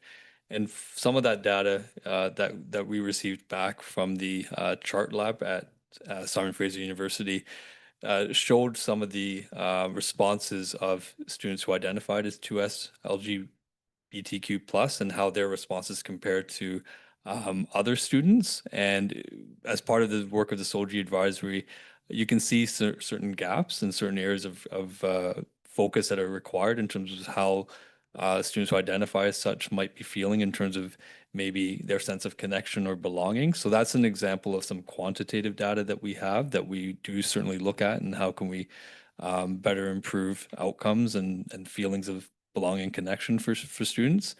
Obviously, by having GSAs or Gay Straight Alliance or Rainbow Cafes and Rainbow Clubs, there's regular opportunities for us to hear from students directly. And I think when you have school-based SOLGI leads as well at each of the secondary schools, and we have diversity clubs at a number of our elementary schools, you're able to hear directly from the students, and that information does find its way through the school-based SOLGI leads to the district leads in terms of how students are feeling about some of the things that are happening in a school-based setting. So I think making sure that we're having that regular connection and contact with students and hearing directly from them, that really does indicate, you know, how far we've come over 7 years, but also where we continue to go in terms of how they can make sure that they're feeling continued valued and a sense of belonging in their school setting. Okay, thank you. Trustee Sargent, followed by Trustee Tablotny. Thank you very much for the annual report. Many years ago, 7 years ago, a group of students came before this board or a board in this boardroom and said, it was full. And they said, you know, you have to do better. We don't feel safe in our schools. We don't feel welcome. We don't feel part of the community. And the board embarked on a very long process of communications. At the same time, the Ministry of Education said that human rights have to be upheld and that it's in the School Act to uphold human rights and children have human rights. And so at the same, it was a perfect way to actually embark on the discussion. And the ministry said, create a policy. Every district in BC must have a policy that says that we need to care, pay attention, and be an inclusive and follow the human rights code, that everyone is valuable and important.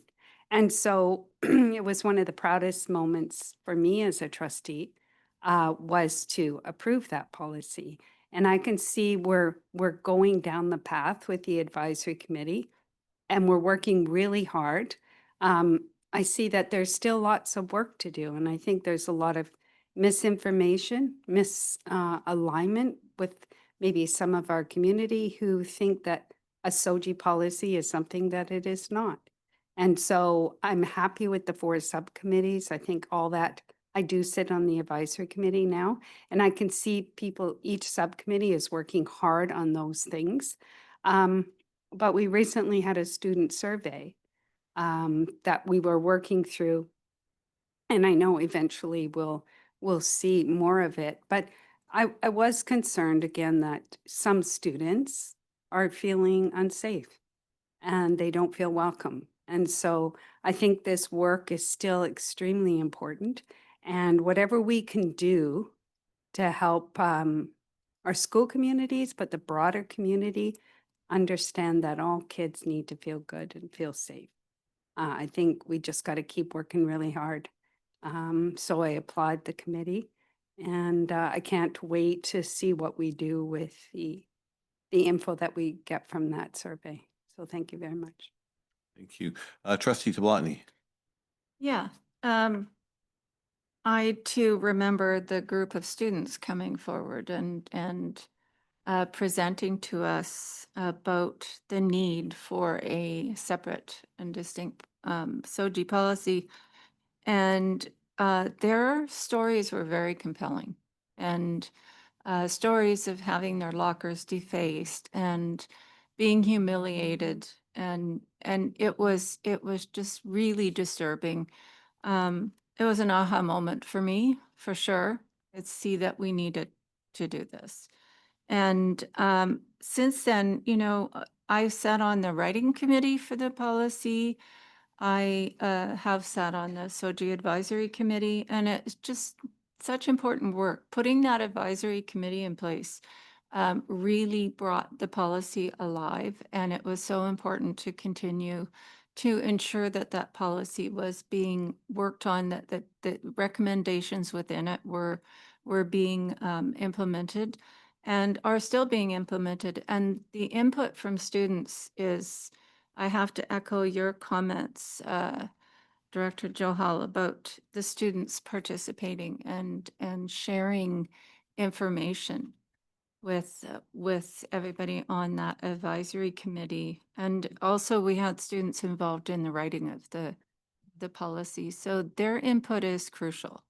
And so happy to have them there. Also, just reading the goal 3, Richmond School District will work alongside parents, family members, and members of our community in order to support the 2S LGBTQ+ children and youth. And what's really important is, and what's been happening is, you know, sharing of documents and what really SOGI is and what it isn't. Because there's, as Trustee Sargent mentioned, there's a lot of misinformation out there, including people saying that we're injecting kids with hormones, that we're teaching them boys to be girls and girls to be boys. It's absolutely ridiculous. And so, you know, it's so important to share the factual information about our young people because public school really accepts all kids. And all kids are wonderful and we should be respecting them and give them that sense of belonging and a safe place to learn. And that's in our district mission, vision, values, that Richmond is you know, the best place to learn and lead. So thank you for the presentation tonight. I always look forward to the presentation of the SOGI and the progress that we've made since we implemented that policy. That was so important to our young people. So thank you very much. And then we'll go to Trustee Yang. Thank you very much, Chairperson. Many thanks to you, Director, for this report and the update. And I recall our conversation a year ago, you know, when you brought forward the same update for last year.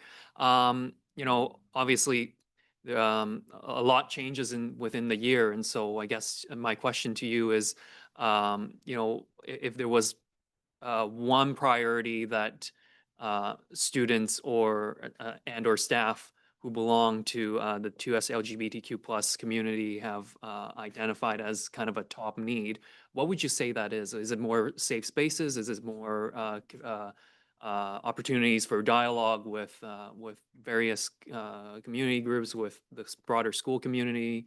I know it's not particularly easy to pin it to just one, but just what are your thoughts? Thanks for the question through the chair. That is a challenging question to just, you know, consider one. I mean, I think one of the focus of this year was that document for parents, because what we had heard from students is just, and from parents in the community who are very supportive of SOGI, is just making sure that we're clear about what SOGI is all about to counter the misinformation.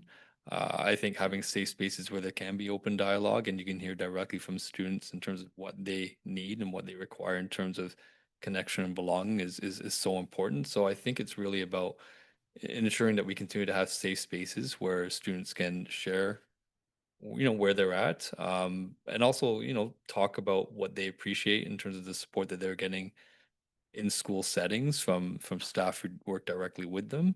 And a recognition that for students that their home settings vary as well. So some come from home settings where they can be very accepting of what students might be experiencing, and some may not. And that's why it's really important to continue to have that open dialogue with parents, which I know, you know, 7 years ago, that was something that was really highlighted by the board, and that continues to be something that we have to focus on.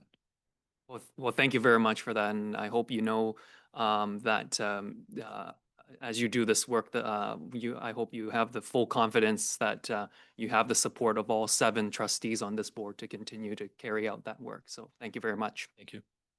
All right. Thank you for the report. You're going to stay put, I imagine. And Eli, our manager of Feeding Futures, is going to join you. And you folks have a report regarding the Feeding Futures School Food Program Fund. Thank you very much. Pleased to be joined by our manager of Feeding Futures, Ian Lai, to share this update around the Feeding Futures program.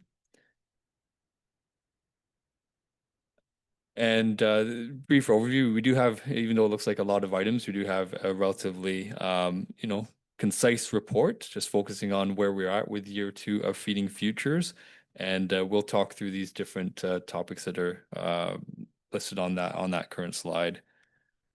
The Feeding Futures program is really grounded in 2 of the priorities within the strategic plan: inspired learners as well as equity inclusion, recognizing that for students to be able to come to school and be productive and achieve their full success, that we need them to be well nourished and that they have to you know, have access to healthy foods. And again, we know that that's not the case for every single student that comes into our schools. And that's really been the mandate of Feeding Futures, which really came out following the Student and Family Affordability Fund of 2022-2023. There was recognition from that school districts through their affordability funding were devoting a significant amount of their funds to food security initiatives.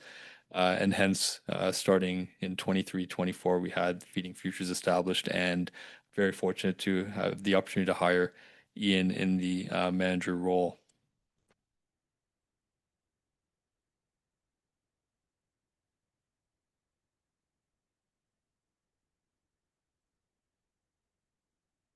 Need some support with moving it to the next slide. There we go. All right, thanks. Thank you, everyone. It's great to present. This is our first time presenting to the Board of Trustees, so thank you for your time. A little bit of background. We have 3 years of confirmed funding through the ministry, total of 2.14, a little of that for the whole province. Richmond gets a baseline of 2.37 every single year. So that is enough to support students who need food the most. And we're delivering food programs that reduce the stigma around access. With this program, we run 13 different independent programs that schools can opt in, depending on their need, depending on their demographics, depending on the capacity of staff and volunteers and PACs as well. We work with our community partners. We have a whole list here. You can read it yourself. Our biggest partnership is one with the Richmond Food Bank. We actually hired them to purchase, house, and deliver to all our schools. Nothing is donated. This is something that we need to stress. Anything that is donated to the community stays in the community. We purchase everything. Anything that is short dated gets pulled. And we don't want the optics of learners going, well, am I lesser than? So they are our biggest partners. We have programs throughout the weekend. We have programs in the morning. We have Munro Senior Society that prepares lunches that gets delivered to schools. We've had an increase of requests through schools, through numbers. And we also have the faith-based and non-faith-based supporting our programs to make sure that there is a volunteer corps that delivers lunches to schools in the west side as well as the east side of Richmond. We have many initiatives that are ongoing. Our biggest piece is listening to the students. We had a student voices. We listened to what they needed, what they wanted, what was missing, what the gaps were. Some of those requests were, where's the halal food? Where is the South Asian food? So we've gone down that track as well as the Indigenous piece to make sure that we have those choices for each school to make. We met with counselors, with Swiss workers because they're frontline folks. We've also met with teachers and EAs at schools to hear what they're going through, what their challenges are, and what we need to do better in the upcoming years to make this program more successful. We're shifting away from packaged foods. We're trying to push the fresh food as much as we want to. Sometimes, if you're used to eating a certain kind of food, it's difficult to shift that. So it's a long game. We maintain food safety protocols throughout our schools. We make sure that everything is in compliance. And we are also making sure that there is a higher frequency of deliveries to schools. We know that some schools run through more product than others, and we are quite responsive in how quickly we can replenish food. We are working with facilities to improve and upgrade equipment. This is our second year helping support them. First year, we did a lot of secondary schools, and this year we're working on elementary schools. We're looking at the third year of FIP upgrades, and we'll be doing site tours with one of the managers next week, and we'll see what we can do to increase the success of school food programs.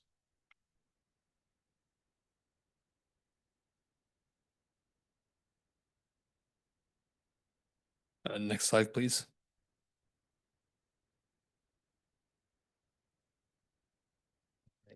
One of the initiatives that we started with were community fridges in every single school. This has been a huge learning curve because we've never done it before. As much as we want to have stocked fridges every single day, sometimes they get depleted quite quickly. So we are increasing the frequency of our deliveries. Each school is slightly different in what their needs are. Secondary schools, very different from elementary schools. We're sending different varieties of food to secondary schools, and we focus on nutritionally dense food. We're shifting away from sugary products as much as we want to move away from granola bars. We can't reach a granola bar that is below an 8% sugar threshold. So we're always sourcing new products.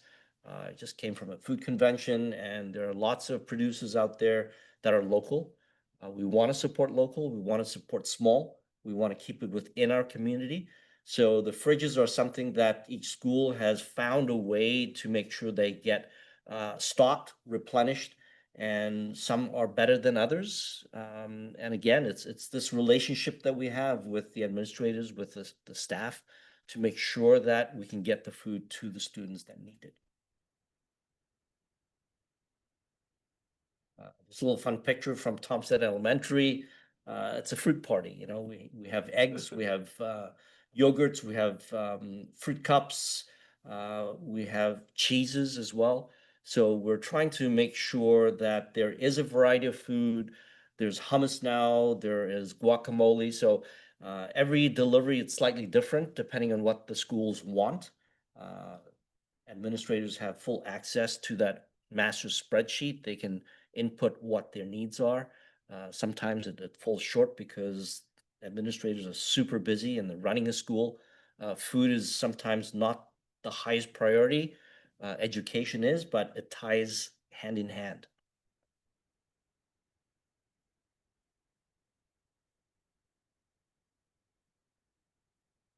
So just some examples of what we're getting into schools. It's mostly fresh items. If it is packaged, we vet everything. I have to taste everything, unfortunately. Tough job some days. But it's really important, and I encourage staff to also okay, what are your students getting? Have you tried it? Do you know what's happening? So we do encourage, it's not a free lunch for everybody. It's not a national school food program. It's just meeting a bit of a gap within our district, within the different schools, and making sure that we can help support some of the families that are out there.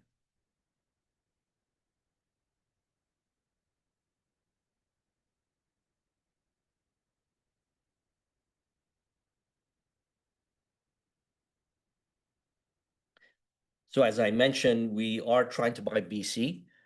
We're supporting local and startup companies.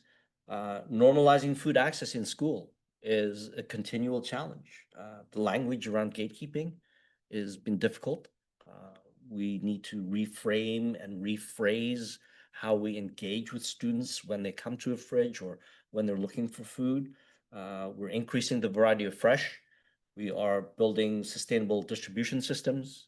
I used to run and distribute all the food. I felt like I was Uber Eats. Now we have a delivery company that sends the food to the schools as needed, which allows me to focus on building relationships and improving quality over time. And we are meeting with each school just to make sure that it's not a big box kind of template, that we're getting the food that the students are asking for.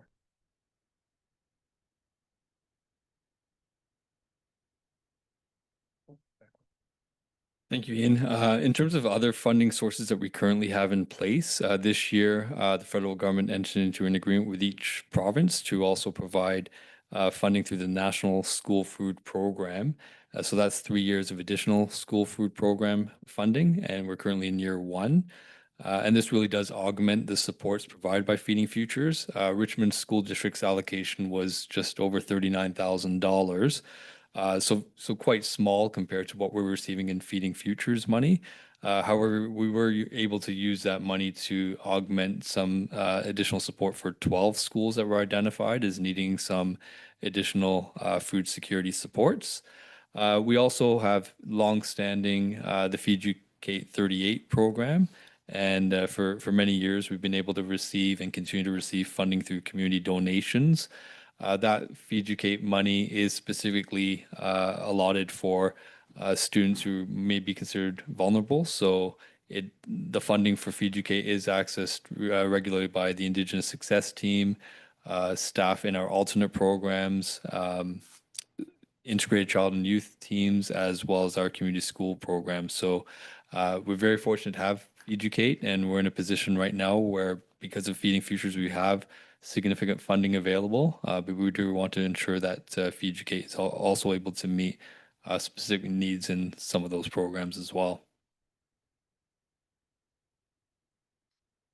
So that's the formal presentation. Open to any questions or comments. Okay, I have a question. So I know it can't be feed everyone, all the people, and over all the day, all the time. In terms of the weekend, does this program do anything about the weekends with the kids who may not have much food on the weekends? Thank you for that question. We work with Backpack Buddies, which provides weekend supplements for the schools that sign up for it. The district pays for that program, and we have an option of what items go into those they're not backpacks, but they're bags. Over the years, the quality has improved, and we're continuing to try to push out those high salt content items. The idea behind those packaged foods is that the students themselves can prepare a meal using a can opener, using boiling water to make something that is nourishing for the weekend. Sorry, I missed, I have Debbie and David, anyone else? Yeah, actually, Trustee Williams, you put your hand up first, I believe. Go ahead. Thank you, Mr. Chairman. Thank you for this amazing report on this program. And words, I think, cannot suffice the importance and significance of this program, especially for those students facing food insecurity. I remember, like, in 2008, when we raised the issue of child poverty in our school district, we have that report that more than 25% of our population live below poverty line. So I guess my concern is for the future. We know that this program is only for 3 years, and this is the second year, and the budget is 2.37 million every year. Hopefully, this will last forever. But is there any plan, just in case, after the third year, because of budget, issues, whatever, what would be the plan to continue this, community friends and another program, another, support that we can provide for these vulnerable children? Thank you for the question, and through the chair. I mean, we are very fortunate to have Feeducate 38, which continues to elicit community donations.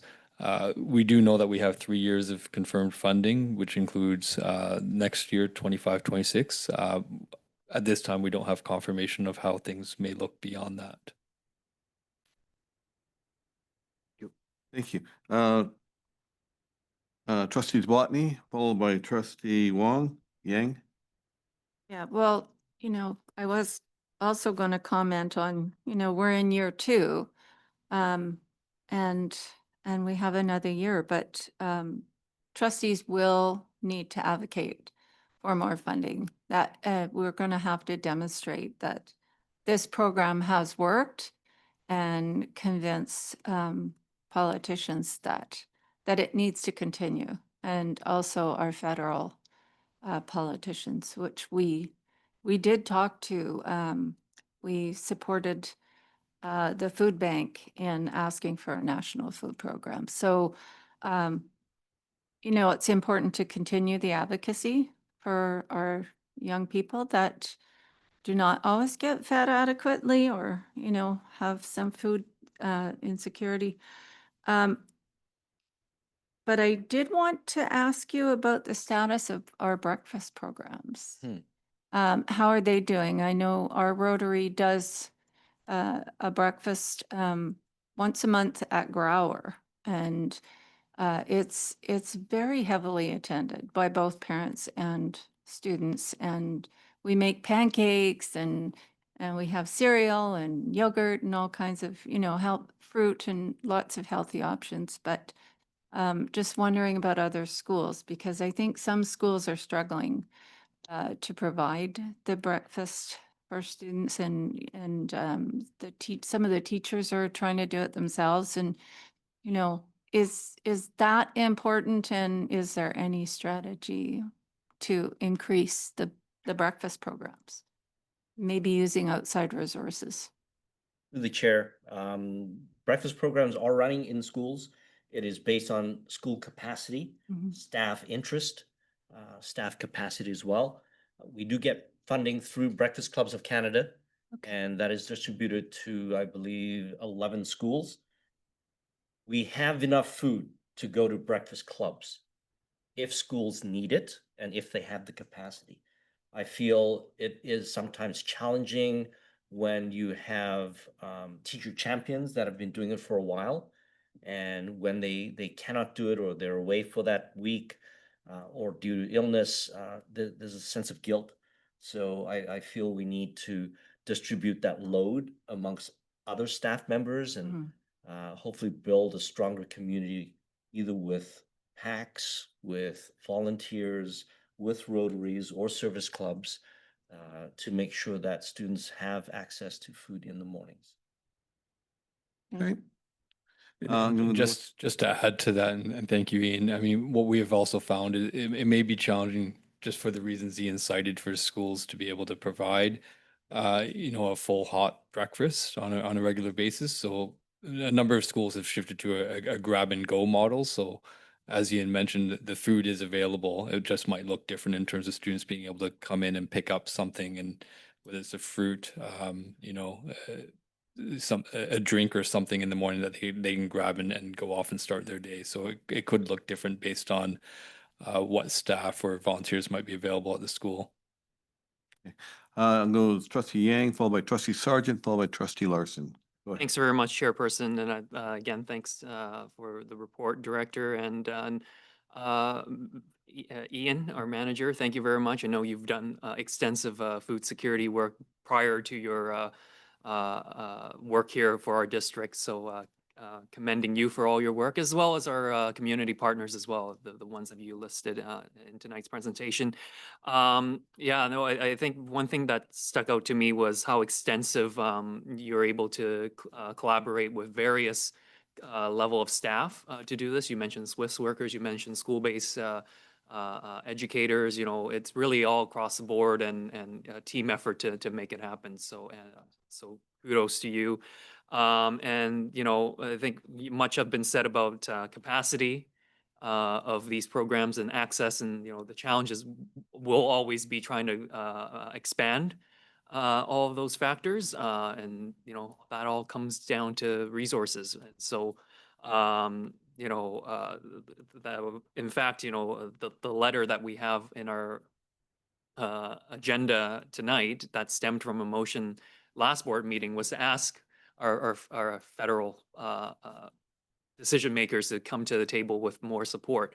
And so we certainly are committed to that. And I think the refrigeration has really changed the game as well, because we went from non-perishable items to perishable items that we can distribute in schools, which are more nutritious, and so that's good work as well. And then just one quick question, and it's okay if you don't have the answer right now. Maybe take it under advisement and get back to us. But how many schools do we have operating these regular breakfast and lunch programs? I know Trustee Toblotny had mentioned those programs in her earlier question, but just like how many schools are we talking about that are being served that way?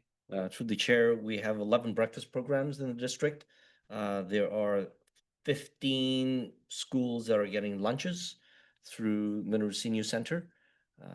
And as schools learn more about it, there is capacity by the kitchens to increase the volume and distribution. Thanks again. Thank you very much. Trustee Sargent. Thank you very much. And I just wanted to point out that Chef Lai, you are actually a chef and we're very lucky to have you and bringing all the knowledge from the community. As Trustee Yang said, you've worked a very long time in our community and appreciate the knowledge that's coming to the district.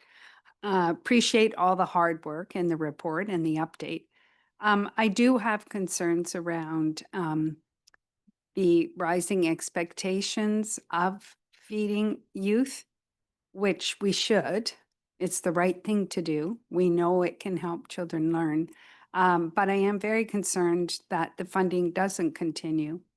And then you've created this issue for young people that aren't getting the food. And so I think it is incumbent on the board, because the year will go very quick. We should be advocating start of next school year to show how important it is and to insist on it continuing, because we can't wait if it stops at the end of the year because of budget cuts or funding. That will be really alarming for families that are relying on the food. It's a necessity. So I'm just wondering, if possible, I know you have a lot of stats, but some sort of report or if you could put the facts together about what's happening right now, or over the summer or whatever, and how many children you're feeding, and if there's any measures around what difference it's making to kids' learning, even if it's anecdotal, I think that would be really important. And then I do have a small concern also that this is on the staff at the school and they are already on overload. So I think a deep discussion. I know you must be having that now, but maybe looking for other ways, because the more we add on to the schools, it usually is the right thing to do, but maybe not for the staff load. So thank you for tonight, and just something you can ponder. Appreciate those comments. Okay. Trustee Larson, followed by Trustee Wong. Thank you. I just want to continue on with the famous Ian Lai. It was thrilling to hear that you were coming to our district. You have such a wonderful reputation out in the community. It's very special. And what I'm so happy about is the thoughtfulness that you have shared about tasting the food and listening to the kids. It isn't just about putting just a bunch of donated food together in a bag and heaving it over, which works at that feeling for the kids, that stigma of am I less than? So that is so appreciated. And and as Trustee Sargent mentions, it saddens me. It's wonderful that we have the volunteers, the teachers that are putting, the EAs that are putting their time into doing things early and sorting things out so it's ready for the day and so on. And you think, what is wrong with our community that it's obvious that this is going on, and there could be so much opportunity for people in the community to step in. I know that there are people at different schools that will bring in vegetables and apples and things like that, but it saddens me that it's sometimes not as heartfelt that, gee, maybe I could do something, maybe I could find out, but it's much appreciated what you're doing. And again, the thoughtfulness that goes into it is really important. So thank you. Thank you. And Trustee Wong. Thank you, Chairman. Thank you for your report.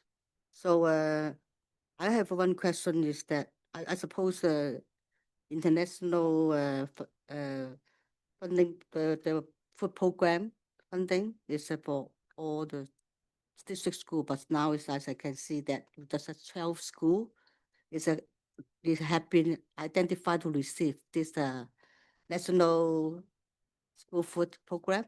So what's for that SES stand for, is for below the provincial average?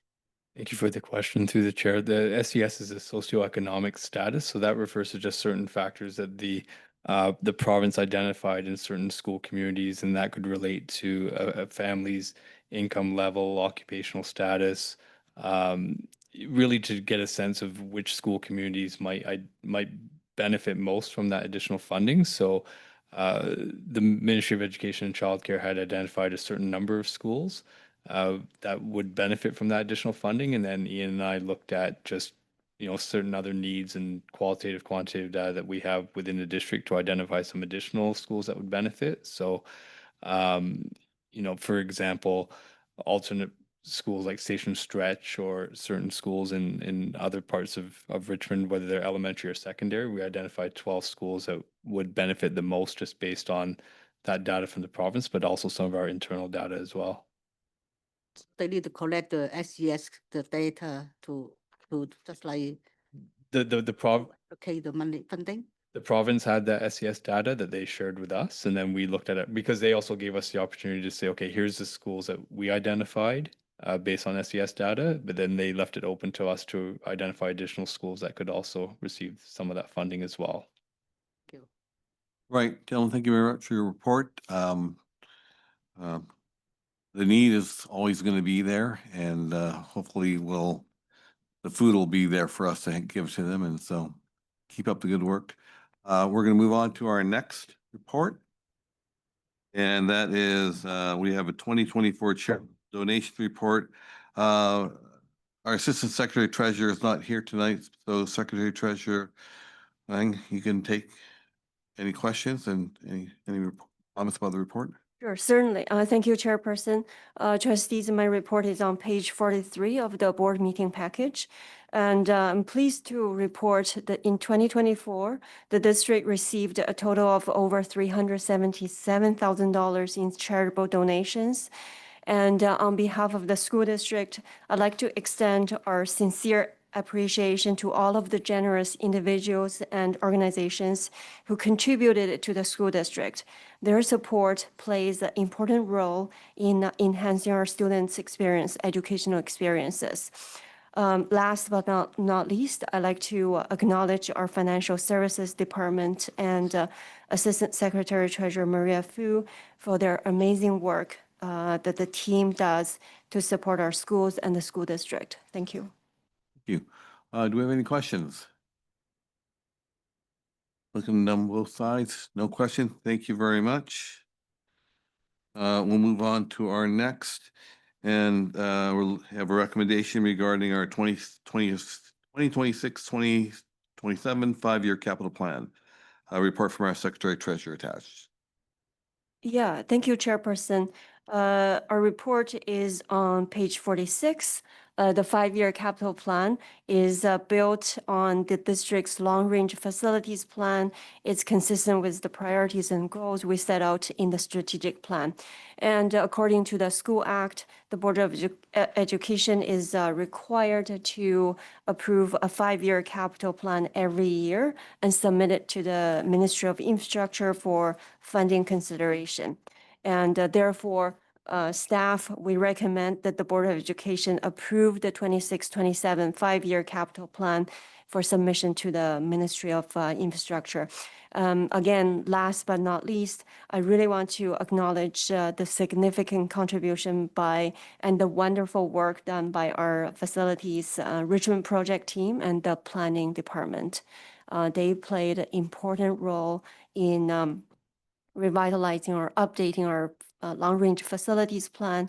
We have, like I always said, we have the best planning team in the province. Thank you. Thank you for acknowledging that. Do we have any questions regarding this report? I'll move recommendation. Yeah, I'll read the recommendation of the Board of Education of School District number 38, approve the 2026-27 5-year capital plan through the adoption of the board resolutions for submission to the Ministry of Infrastructure. Trustee Sargent has moved it, seconded by Trustee Yang. All in favor?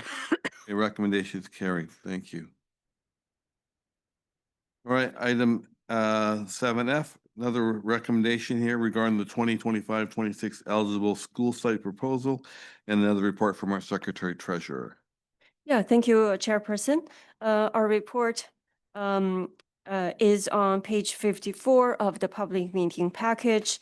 Again, according to the provincial legislation, the Board of Education is required to approve the eligible school site proposal every year. And staff will recommend that the board approve this year 25-26 ESSP proposal according to the Local Government Act and the School Act and submit to the City of Richmond and Metro Vancouver Regional District for acceptance. Again, I want to again acknowledge our wonderful planning team and Richmond Project team for their amazing work in this report. Point of order, Mr. Chair. Yep. Going back to the five-year capital plan, there is a recommendation. And on page 51, there is a board resolution. Are we missing something? Well, through the chair, the board has just approved the recommendation, and that is sufficient. About the resolution here. Resolution is for the secretary treasurer to sign and submit it to the Ministry We of approve that one Infrastructure. too? Yes. Okay, Yeah. thank you. I asked that question earlier too. Moving, okay, so. Sorry, any questions regarding the, okay, so I can read the recommendation that the Board of Education at School Board District Number 38 approve the 2025-26 eligible school site proposal through the adoption of the 2025-26 ESSP resolution. Looking for a mover and a seconder. Moved by Trustee Larson, seconded by Trustee Topolotny. Call the question, all in favor? Opposed? Thank you.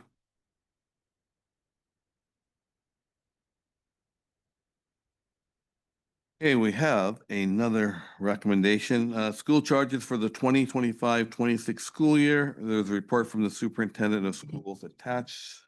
Thank you very much, Mr. Chair. The report appears on starting on page 60 in your package. This is an annual report before the board, and the report on school charges for the 2025-26 school year. It's complies with both the School Act and the board policy. I just wanted to mention just a correction. There's a typo on page. This is for Keed Elementary School. It reads in the report that the school supply fees it's $3. You will notice that that's just a typo. It should be $35. Consistent with all the elementary schools. There's a standard school supply fee for all our elementary schools, and that's set at $35. Now, these fees, of course, are discussed at the school level, and the schools confirm those numbers with us. So just for the record, that should read $35 for a Keed Elementary School. I should point out to the board that the school supply fees for elementary schools increased by $2 this year. There's a modest increase, and that is so last year was $33. This year is $35, and that just reflects an alignment with metro school districts. So we are aligned with the other districts. And so the report is before the board tonight. So that's so for elementary, that set fee there is $35, and then you can see the breakdown of the other fees. And for our 10 secondary schools, we have a student fee that is set at $28 for each of our secondary schools. Additionally, for Richmond Secondary, that offers the IB program, you will note in the report some additional specific fees for Richmond Secondary. So the report again is before the board tonight. So just the recommendation is that the board approve, for the board to approve the 2025-26, looking at the wrong, my apologies, that the board approve the 2025-26 schedule of school charges for elementary and secondary schools in accordance with the School Act. So that's a report, Mr. Chair. Happy to answer any questions. Yes, do you have any questions? Trustee Yang, followed by Trustee Larson. Yeah, thanks very much, Chairperson, and thank you to the superintendent for this report. Just my one question was on the school supplies fee for elementary schools. So you've noted that we're going from 33 to 35. And the reason is to align with other school districts. Is that simply, is that kind of that simple of a reason, or are there other cost pressures? Well, certainly I'll start and I'll perhaps, request if the Secretary Treasurer wishes to comment further. As trustees are well aware, there's certainly been increase in procurement of supplies, and so obviously that modest cost reflects that reality. We recognize that there are families that always are challenged in this economic climate. But as the board is well aware, we have processes in our schools to accommodate those families where there's financial hardship. So the question is it's well taken. We recognize that ideally we'd like to keep costs down. We know that again, as I indicated, that those opportunities where if families demonstrate financial need, our school leaders have a way of addressing those in a confidential manner, so that no family is disadvantaged. Yeah, and no, I appreciate what you've just said, and I guess from my perspective, I think if we're adjusting the rates to and we're aligning with what other metro districts are charging for the sake of just alignment, and not actually looking at the exact cost. I note that it's not noted as a reason for why we're doing this in the report. So for me, I think be helpful if staff can provide that information as to what our break even is in terms of all our school supplies, and whether or not we're breaking even, because I get that if it's an issue where we're not recovering the costs, and I understand. But again, if this is for adjusting for the sake of alignment alone, I'd have a problem with that. So thank you. Okay, Trustee Larson. Yeah, I thank you for making that clear about the schools have programs and processes in order to make sure that no child goes without or what have you.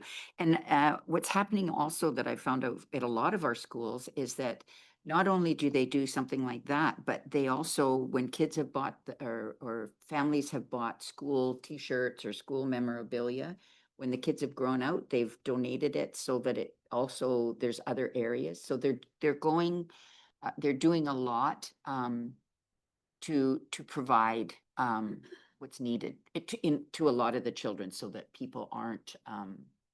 kids aren't feeling left out, and again, less than, or what have you. But thank you for bringing, that was my question, was I wanted to make sure about that process. So thank you for bringing that up.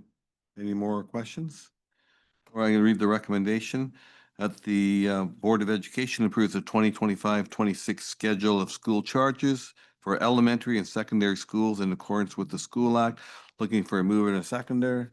Moved by Trustee Sargent, seconded by Trustee Belisa. All in favor? Opposed?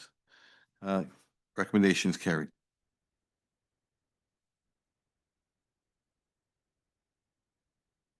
And our last item under business arising is a report, Diversity, Equity, Inclusion Advisory Committee Annual Update from Assistant Superintendent Brodigan.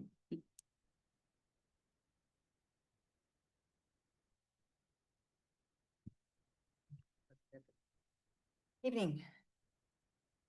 Tonight I'm sharing highlights of the 2025 annual update on Diversity, Equity, and Inclusion Advisory Committee, which was established in 2022 to advance inclusive, equitable environments across the Richmond School District in alignment with our strategic plan. And the report begins on page 66 of your package.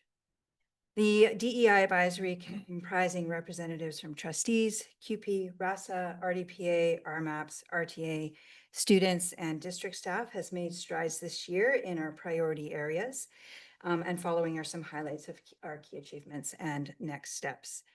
Our employee-focused DEI strategy has advanced through staff training in 24-25, including anti-racism workshops for facility services staff, equity training for counselors, and onboarding for new teachers and teachers teaching on call. We've conducted resource audits to ensure diverse resources in our library learning commons and book rooms in secondary schools. And next, we'll expand training for support staff, implement the responding to student incidents of student harms framework, and implement newly updated board policy 102 on equity, diversity, and inclusion. Our student-focused DEI strategy emphasizes belonging and safety. We've captured student voices through the District Student Voice Forum, Table 38, and surveys like the ELL and belonging surveys, leading to focus groups to explore themes further and develop action plans. Moving forward, we'll involve students in defining discriminatory acts and deepen historical understandings of systemic marginalization. We're amplifying student voice and leaderships with workshops and surveys exploring identity and belonging, with Table 38 focusing on these areas in 24-25. Next steps include student-led focus groups and co-constructing equity initiatives with students to help reduce discrimination. We're also working to create safer and braver spaces. The Student Voice Forum and school-based JEDI teams are examples that foster inclusive environments. We're exploring affinity spaces and will further develop the Responding to Incidents of Student Harms framework while supporting students to improve belonging across our district spaces. Clear reporting guidelines for incidents of harm like discrimination or racism are ready for implementation in September 2025, aligned with the Ministry of Education and Child Care guidelines. We'll enhance transparency by sharing protocols with communities and develop an employee-focused framework in 25-26. Board Policy 102 was revised and adopted in May of this year, and all policies continue to be reviewed with the DEI checklist. We'll continue aligning existing new policies with this checklist. Decolonizing practices support truth and reconciliation. The Indigenous Graduation Coach pilot at McNair will now be expanded to all of our secondary schools. We've implemented the Indigenous Education Council and offered professional learning on Indigenous history. Events like the Indigenous Families Community Night saw increased attendance this year, and next will strengthen the Indigenous Education Council and support the new graduation coaches in the next school year. In conclusion, the DEI Advisory Council's work reflects our committee's work reflects our commitment to equitable, inclusive learning environments. On behalf of the committee, I thank the board, students, and partner groups for their support. In 25-26, we'll continue advancing these priorities to work to ensure every student and staff member feels valued and safe. Thank you. That's my report. I'm happy to take any questions. Thank you for your report. Are there any questions for Assistant Superintendent Brodigan? And on this side, Trustee Belisa. Thank you, Mr. Chairman. Thank you for this very comprehensive, laid out report. I guess my question should be, is there clear data showing improvements in students' well-being, reduced bias incidents, equity of outcome over time? There are clear metrics to assess real progress in student belonging or equity. Thank you for the question. So we're working based on the data that we have received. So you may recall last year we did a survey of our students and employees around how we are doing with our equity DEI initiatives.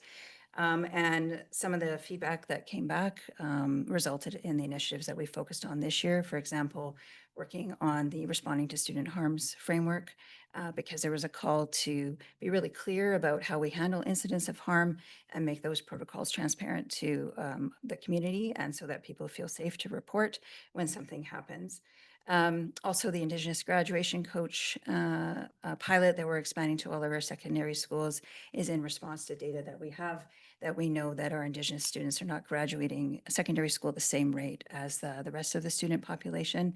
And so the coach program will hopefully help to improve those graduation rates. So we're working to be responsive to the data that we have with the initiatives that we're taking.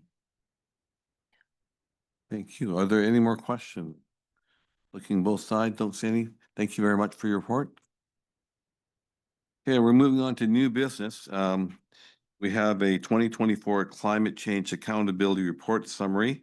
And our Secretary Treasurer, do you want to do it?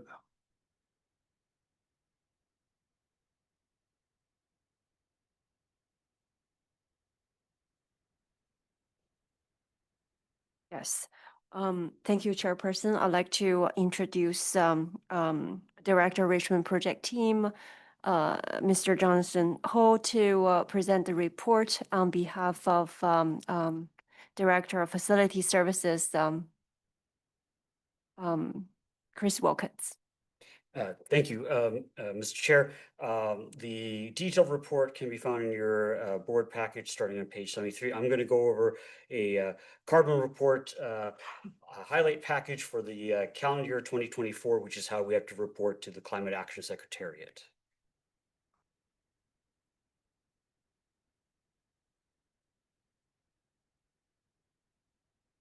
There we go. Okay. As noted previously, the district's sustainability and climate action plan is founded upon 9 pillars. As you can see here, 6 of those pillars are technical in nature, relating to energy conservation, waste reduction, climate action, water conservation, and sustainable transportation.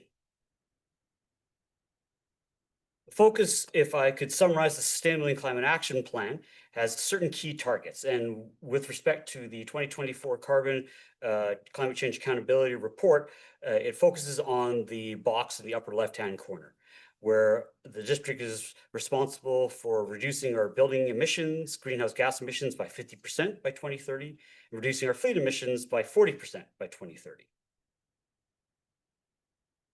With respect to the report that is required from all public sector organizations, we track greenhouse gas emissions over time. So as we've seen in previous reports, we saw a spike in greenhouse gas emissions through the COVID years when exterior ventilation was increased dramatically in response to the pandemic. As we became better informed through research from the Centers for Disease Control, as well as technical updates from the American Society of Heating, Refrigeration, and Air Conditioning Engineers, we're able to target our ventilation program to ensure that we do pre-occupancy flushing, and that allowed us to get our greenhouse gas emissions down to pre-pandemic levels. As I pointed out in an earlier report this evening, we did see a slight increase in greenhouse gas emissions from our buildings, but that was a result of a change in tracking refrigerant losses, not in necessarily anything we're doing wrong from a building perspective. With respect to our 2024 data, the vast majority of our greenhouse gas emissions are coming from natural gas used to heat our buildings. The second largest component of our greenhouse gas emissions will be from fleet emissions, but the greatest amount of effort tends to be on our buildings. If we take a look at how we performed in calendar year 2024 compared to calendar year 2023, we see that we had a slight increase when you include the refrigerant component, the fugitive emissions piece, because that was never tracked previously. However, if you remove that portion, we continue to make gains in reducing our greenhouse gas emissions, as we see a decline of 2.3% year over year from 2023. Not surprisingly, we have a monthly look at how our greenhouse gas emissions change over time.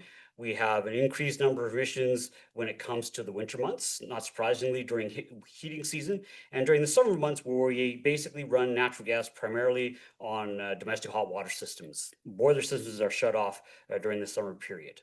The blue bars represent natural gas consumption for heating the buildings, and the green lines represent propane consumption that tends to stay sort of steady when it comes to portable use, as well as domestic hot water heating. So that doesn't change no matter what, because there's very little change in demand when it comes to heating for domestic hot water. As you can see over on the graph on the right, that we've got a reduction year over year since the pandemic to get to pre-pandemic levels. We switch over to the mobile greenhouse gas emissions. Generally speaking, our fleet emissions are driven by number of kilometers traveled, and that's actually scales to the number of students. So we have a combination of where we are replacing our older fleet vehicles with more fuel efficient versions, but sometimes even though they're more fuel efficient, they drive more. So over the last 2 years, we have seen a slight increase in our overall fleet emissions just because we've got more students and more service calls at our facilities, not surprisingly. We've also seen that our paper greenhouse gas emissions also track with student enrollment. As much as we would love to become a paperless district, unfortunately, we still use a lot of paper, especially when it comes to the educational component. And I know that the certain finance processes require us to have things on paper. This slide shows how greenhouse gas emissions and enrollment and occupied area trends sort of align over time. So we see that overall greenhouse gas emissions are tracking with number of students and also with with the increase in our school occupied area. And that's a function of our modular additions at Cook, Breakhouse, Tommy, and Tomset, as well as increasing number of daycares as well, for which we have to report on our greenhouse gas emissions. And that is it in a nutshell. Happy to answer any questions. Thank you for your report. Trustees, are there any questions for Jonathan? Trustee Yang? Thank you very much, Chairperson, and third time's the charm. Third time's the charm. Thank you very much. And you know, as you know, something that I'm very proud when we talk about sustainability around this table in our district is how nationally recognized our district's sustainability and climate action plan is. It is commended, coast to coast of such good work that we're doing in terms of the planning.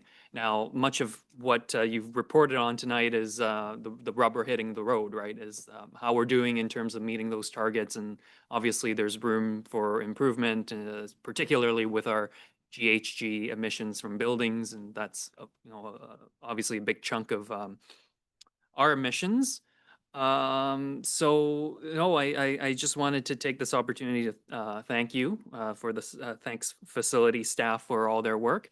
And just one quick question on in your report, you've noted we've purchased a few gasoline pickup trucks, and so just I wonder if there's any opportunities to because we know one of our pillars in our plan is on purchasing.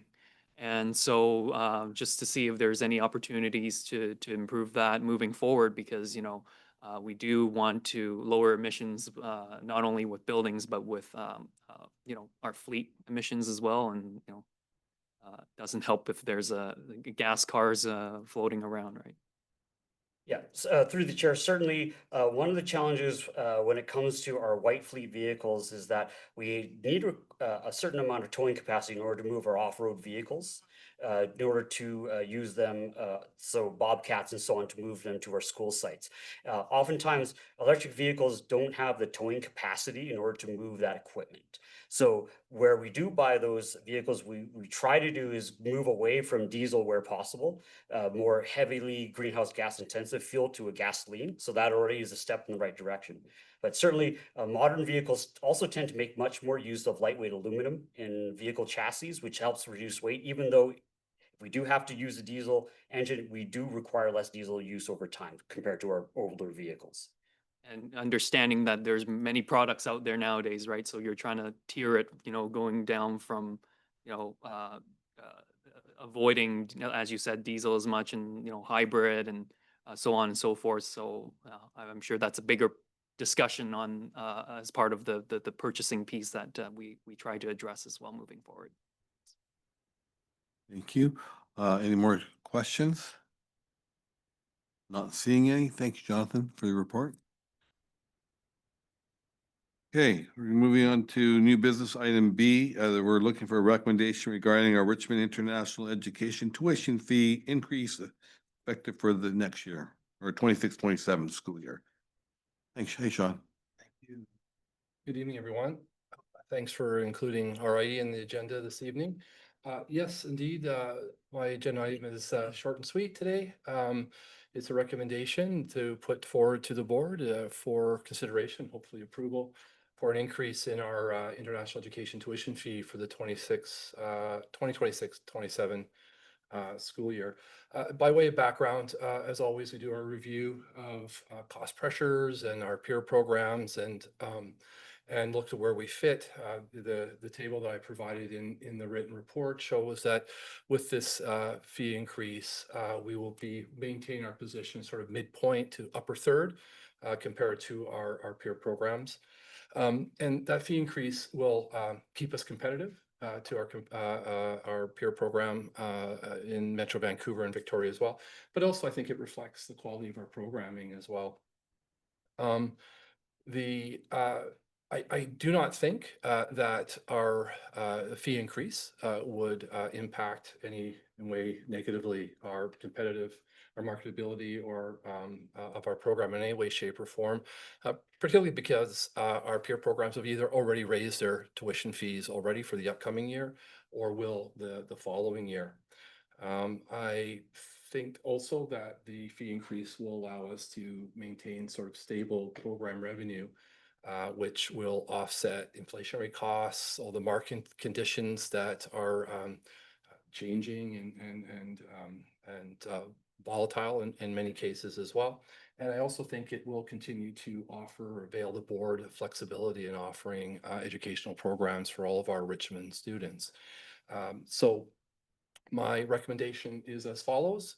That the Board of Education Richmond approve a tuition fee increase for students registered in Richmond International Education from $16,000 per year, Canadian obviously, per year, to $17,000 per year effective September 2026, 2027. Thank you. Thank you. Trustees, are there any questions? We'll start down. Trustee Beliza, Trustee Sargent. Thank you for this report. We increased from 16,000 to 17,000. Now, we know that our district had been, I guess, thankful that there is some kind of profit in the international education program.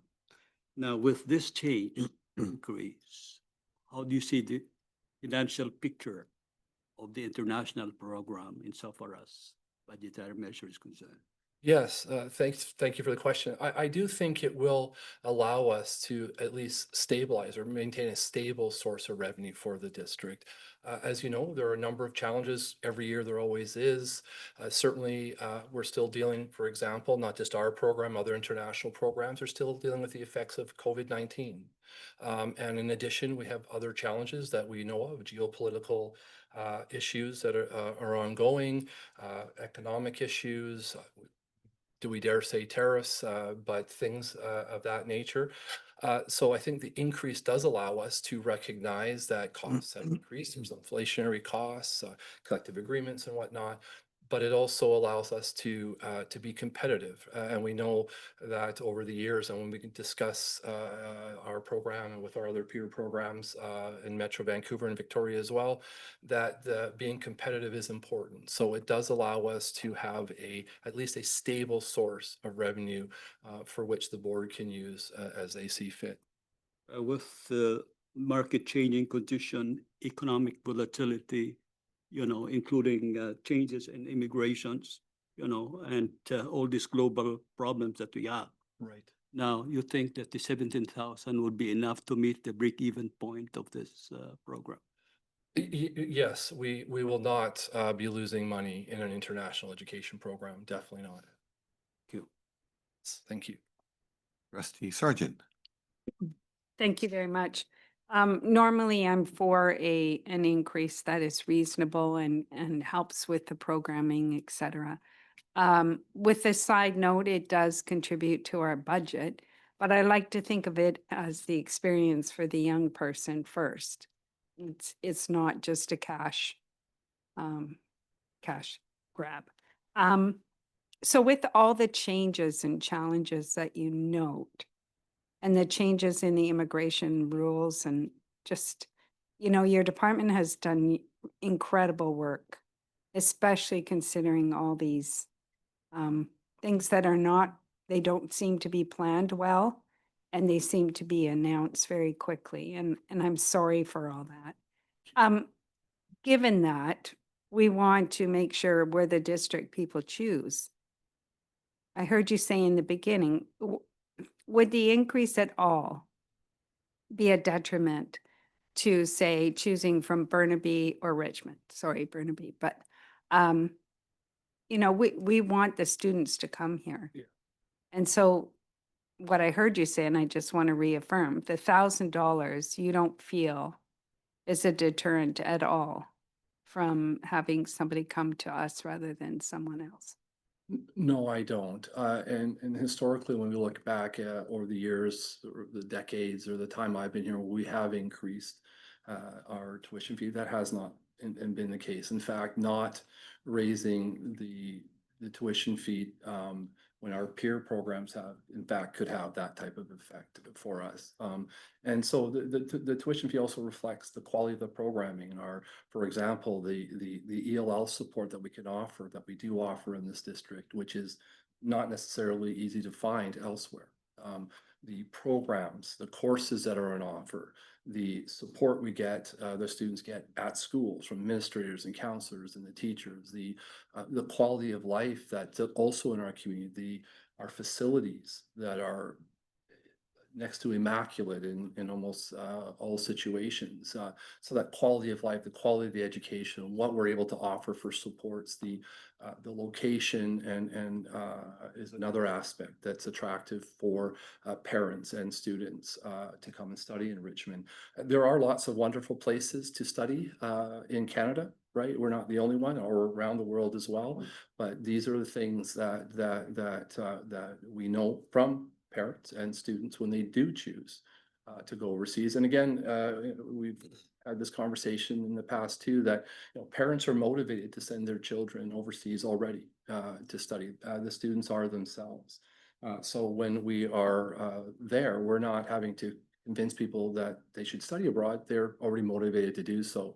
And so when we connect with them, we're talking about, well, wonderful, if you're studying abroad, please consider Canada. If you're considering Canada, British Columbia is a wonderful place to consider. And if you're thinking of British Columbia, Richmond has all this to offer, and what you can also contribute to our community, to our school communities and our community at large.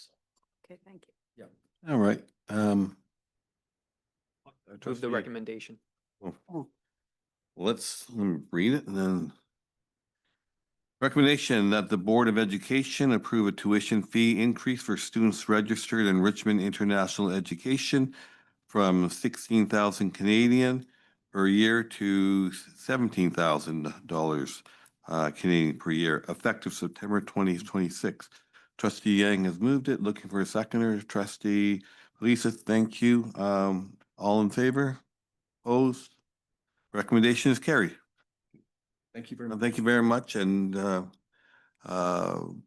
obviously, you've always been very pleased with the program and you've done a great job. And we're looking for even more as the year goes on. So thank you very much. Thank you very much. And this, I had my hand up and it was missed. Oh, I'm No, sorry. No, it's just fine. Don't worry about it. But can I have just a 2 Yes, seconds? please. I just want to say that if I remember correctly, our not homestay, sorry, our international program was highly and has been highly respected, quite highly respected within BC and other areas. That's correct, right? I think so, yes. It's okay. You can both. Yes, thank It's all you. right. And I have no doubt, like as Ken mentioned, that you and your staff have put a lot of thought into this raising of the fee. And I like how you mentioned about the fact that this will also lead to more program opportunities and things like that. So thank you for that. That's just one. Thank you very much. Thank you. Thank you very much. Yeah, thank you, everyone. Thanks, Ken. Okay, questions from the public. Members of the public are invited to come forward with questions regarding agenda items. All right. Hi, everyone. My name is Phyllis Tang. I'll try to keep it short for everyone. Yeah, it's great to see everyone again. I'm also still currently a Rotaract member. I'm the treasurer on the Rotaract, and I was very excited to hear about the projects that both the Rotary Club, the Interact clubs, and the Rotaract clubs have been involved in. And it's just more of a question as well as a comment. I'm really looking forward to potentially working with the assistant superintendents to further projects related to mental health. I know that it seems like in the school board level or within schools, they've been working on different types of projects with institutions like UBC and other projects, but I just feel that we could create a greater synergy if there are also more Rotaract members that can be also involved in these great initiatives. So I look forward to seeing how we could collaborate in the future. Yeah, so that's something I look forward to doing, and I'll be in touch, with the superintendents. Yes, and then another comment or more question is something that I'm curious about. Like, I've noticed that the Steveston Library will be closing near the end of the year. And I don't know if any parents, students, or residents have expressed concern in terms of like technology usage or the need for workspace when that's like closed, like, or if whether or not city council or the school board or other parties have communicated in terms of how you potentially fill gaps when I guess that library is closed and meeting various students' needs when they're off school grounds or for other after school programs. I just don't know if that's something has been discussed so far. I don't. In terms of including us in the discussion, not that I'm aware of. But what we can do is follow up and make some phone calls and see, and we can get back to you. That'll be wonderful, because I know today we talked a lot about technology and strategic planning. I just feel that is a bit related to the planning for facility usage, even though not directly related to school board right now. But I could see it coming that students might need more workspace. So I just want to bring that up right now. Okay, thank you very much for Thank you very bringing much. that up. Thank you.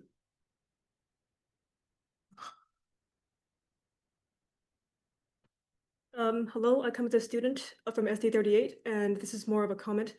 Can you state your name, please? My name is Sarah Wang Thanks. from Stevenson London Secondary School. I am one of the leaders of a campaign to save PLT. And so basically, what has happened over the past couple weeks after the announcement is thousands of students and parents and teachers from across the district have come together to campaign against the new PLT changes. Many of my teachers have expressed concerns. For example, my English teacher, she says that, for example, her students who write essays, they won't be able to write essays in this 40-minute block period. And even now, a lot of tests are currently designed for 80-minute blocks. And I think this will very negatively affect the workloads of many students, especially as next year is my 12th grade year, and that'll be the most important year. Over my past 4 years in high school, I have structured a lot of my academic pursuits around PLT.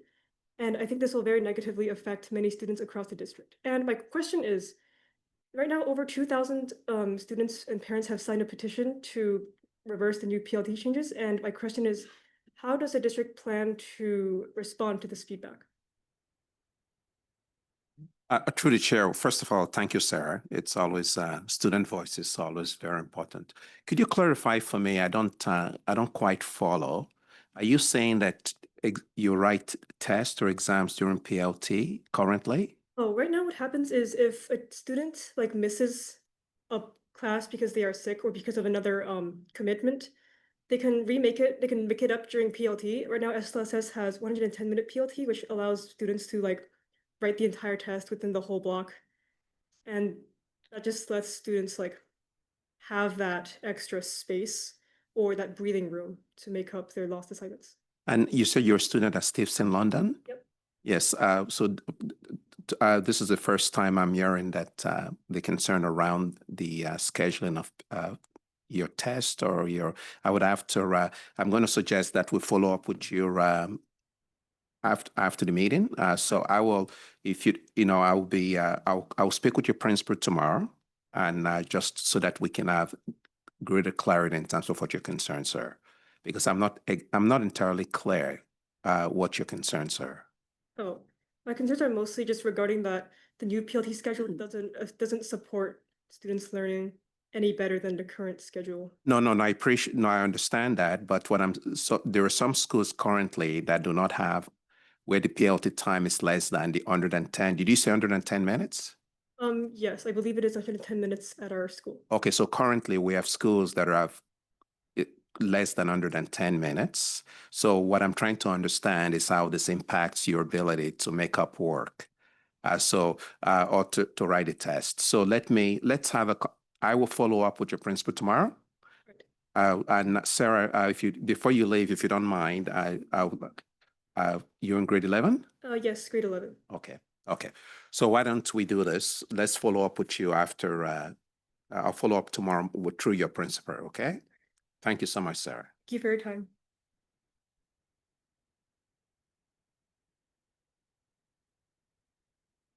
Hello, good evening, trustees. My name is Kevin Zai. And last year, I have helped one of the parents start a campaign on the anti-policy, upgrading anti-policy on the school board. And I have fortunately, meet with trustee Christopher and some of the assistant superintendents. And the thing is, because during the meetings, right, we heard that the superintendent, you say that, you're gonna be updating on the policies, and I haven't seen the change on that yet. So I just wonder what's the progress right now? Yeah. Sorry, what policy are you referring to? It's about the bullying, it's a code of conduct on the R105. Okay. Yeah, you know what, question period is for regarding questions regarding items on the agenda. Yes, it is because the thing about it is the parents I help with, right? They feel they've been excluded from the system, and with with the DEI policies, right? The promise is to keep all the parents feel school is safe for their children. So I was just wondering about that policy upgrade. Okay, so what I'm gonna ask is that we take your name and our staff will get back to you and address it. Because as I said, question period during board meetings is basically for the things on our agenda. All right, so not to put you off, but we will be back in contact with you and someone can address the issue. Okay. Okay. All right, thank you. Thanks, Kevin.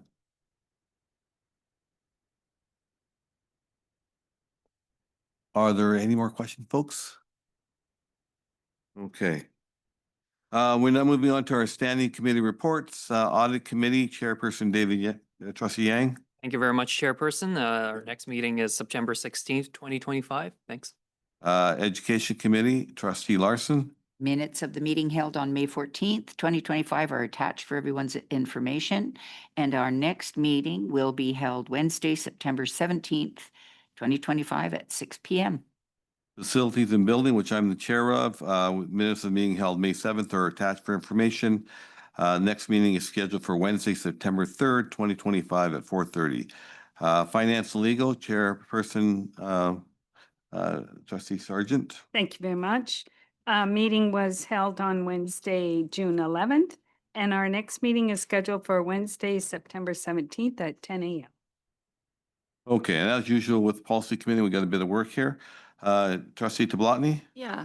So first of all, we have policy 201 bylaw board operations. And I will read the recommendation first that the Board of Education approve revised policy 201 bylaw board operations in accordance with board policy 204 creation and revision of policy and regulations. And from time to time, policy committee will bring forward revisions to an existing policy or a regulation for the board's consideration. Ultimately, all policy development, rewrites, or revisions require the support of the policy committee and approval at a public meeting. So staff have conducted a review of board operations policies from a range of BC districts, including Coquitlam, Burnaby, Surrey, Victoria, Vancouver, as well as the Calgary Board of Education.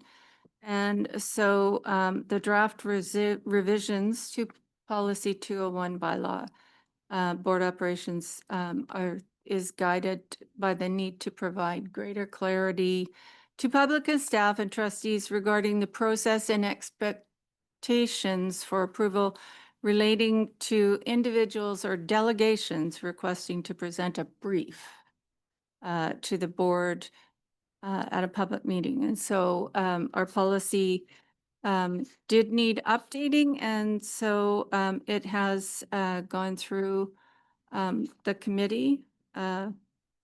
February 10th, it was at Policy Committee April 14th, and the Public Policy Committee May 12th, and the Board of Education had a notice of motion on May 21st, which the changes would have been attached. So it's there's a recommendation coming before the board for approval of the revised policy. All right, thank you. Are there any questions for trustee Tablotny regarding this policy? Don't see any. Okay, trustee Tablotny move the recommendation. Looking for a seconder. Trustee Wong, all in favor? Opposed? Recommendation is carried. Okay. You have another piece of business? This one is a notice of motion. This is a notice of motion that a recommendation will be presented at the September 24th public meeting of the Board of Education to approve minor revisions to policy 311. 311 are freedom of information and protection of privacy. And this is one of those policies that has gone through the DEI lens and terminology in Indigenous context. And so there are some minor revisions, and therefore we do not send the policy out for review to our stakeholders. It was just a notice of motion that these minor revisions will come forward September 24th public meeting. Thanks. Okay, thank you. Is there anything else about other meetings or upcoming meetings? Oh, sorry, the upcoming meetings. I got focused on being done. Yeah, so meeting minutes of the meeting held May 12th are attached for information. A meeting was held on Monday, June 9th, and the next meeting is scheduled for Monday, September 15th at 11 a.m. Thank you very much. Board committee and representative reports. Do we have anything from council board liaison committee? Nothing to report. Okay, BCSTA rep, do we have anything to report? Nothing to report. Okay. Just a quick update because I had mentioned to trustees that I will be attending the Canadian School Board Association Congress in July, but because of the ongoing situation in Manitoba, they've moved it to virtual. So I'll be in attendance for that, and happy to bring back any further updates from that. Oh, that's cool. Thank you. Okay. Oh, that's unfortunate. Maybe more of us can attend now. BCPC, are anything?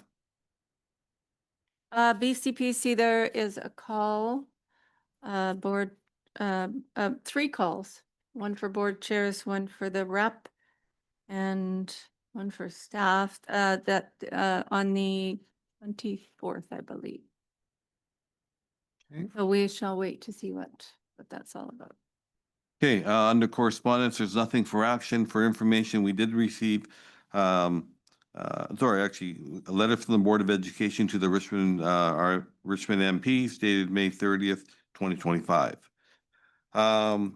Before we adjourn, just want to take this opportunity. It is the last meeting of the school year, and so we're all looking forward to our summer break, but just want to say thank you to everyone. I look at our staff and our superintendent, and I feel that we are very well served, and our partner groups, amazing.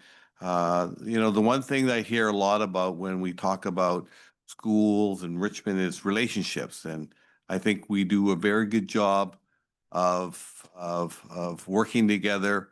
And there are times I'm sure that we don't agree on things, but we still work forward, move forward, and put the kids focus on the learners and, make the best decisions we can. Are we perfect? No. And no one is, but we try to do the best we can. And when people ask us questions, like we try to find the answers. Maybe not tonight, but we will. And once again, I just want to thank everyone for this year. I'm just wondering if my trustee colleagues have anything they want to say? All right. All right. Well, then what they're saying is we want an adjournment. I'm looking for a mover and a seconder. Trustee Yang moves, second, and trustee Larson. All in favor? Opposed? All right, folks, have a nice summer and drive home safely, and we'll see you again, if not soon, in September. All right, take care. And trustees, we're still not finished. We have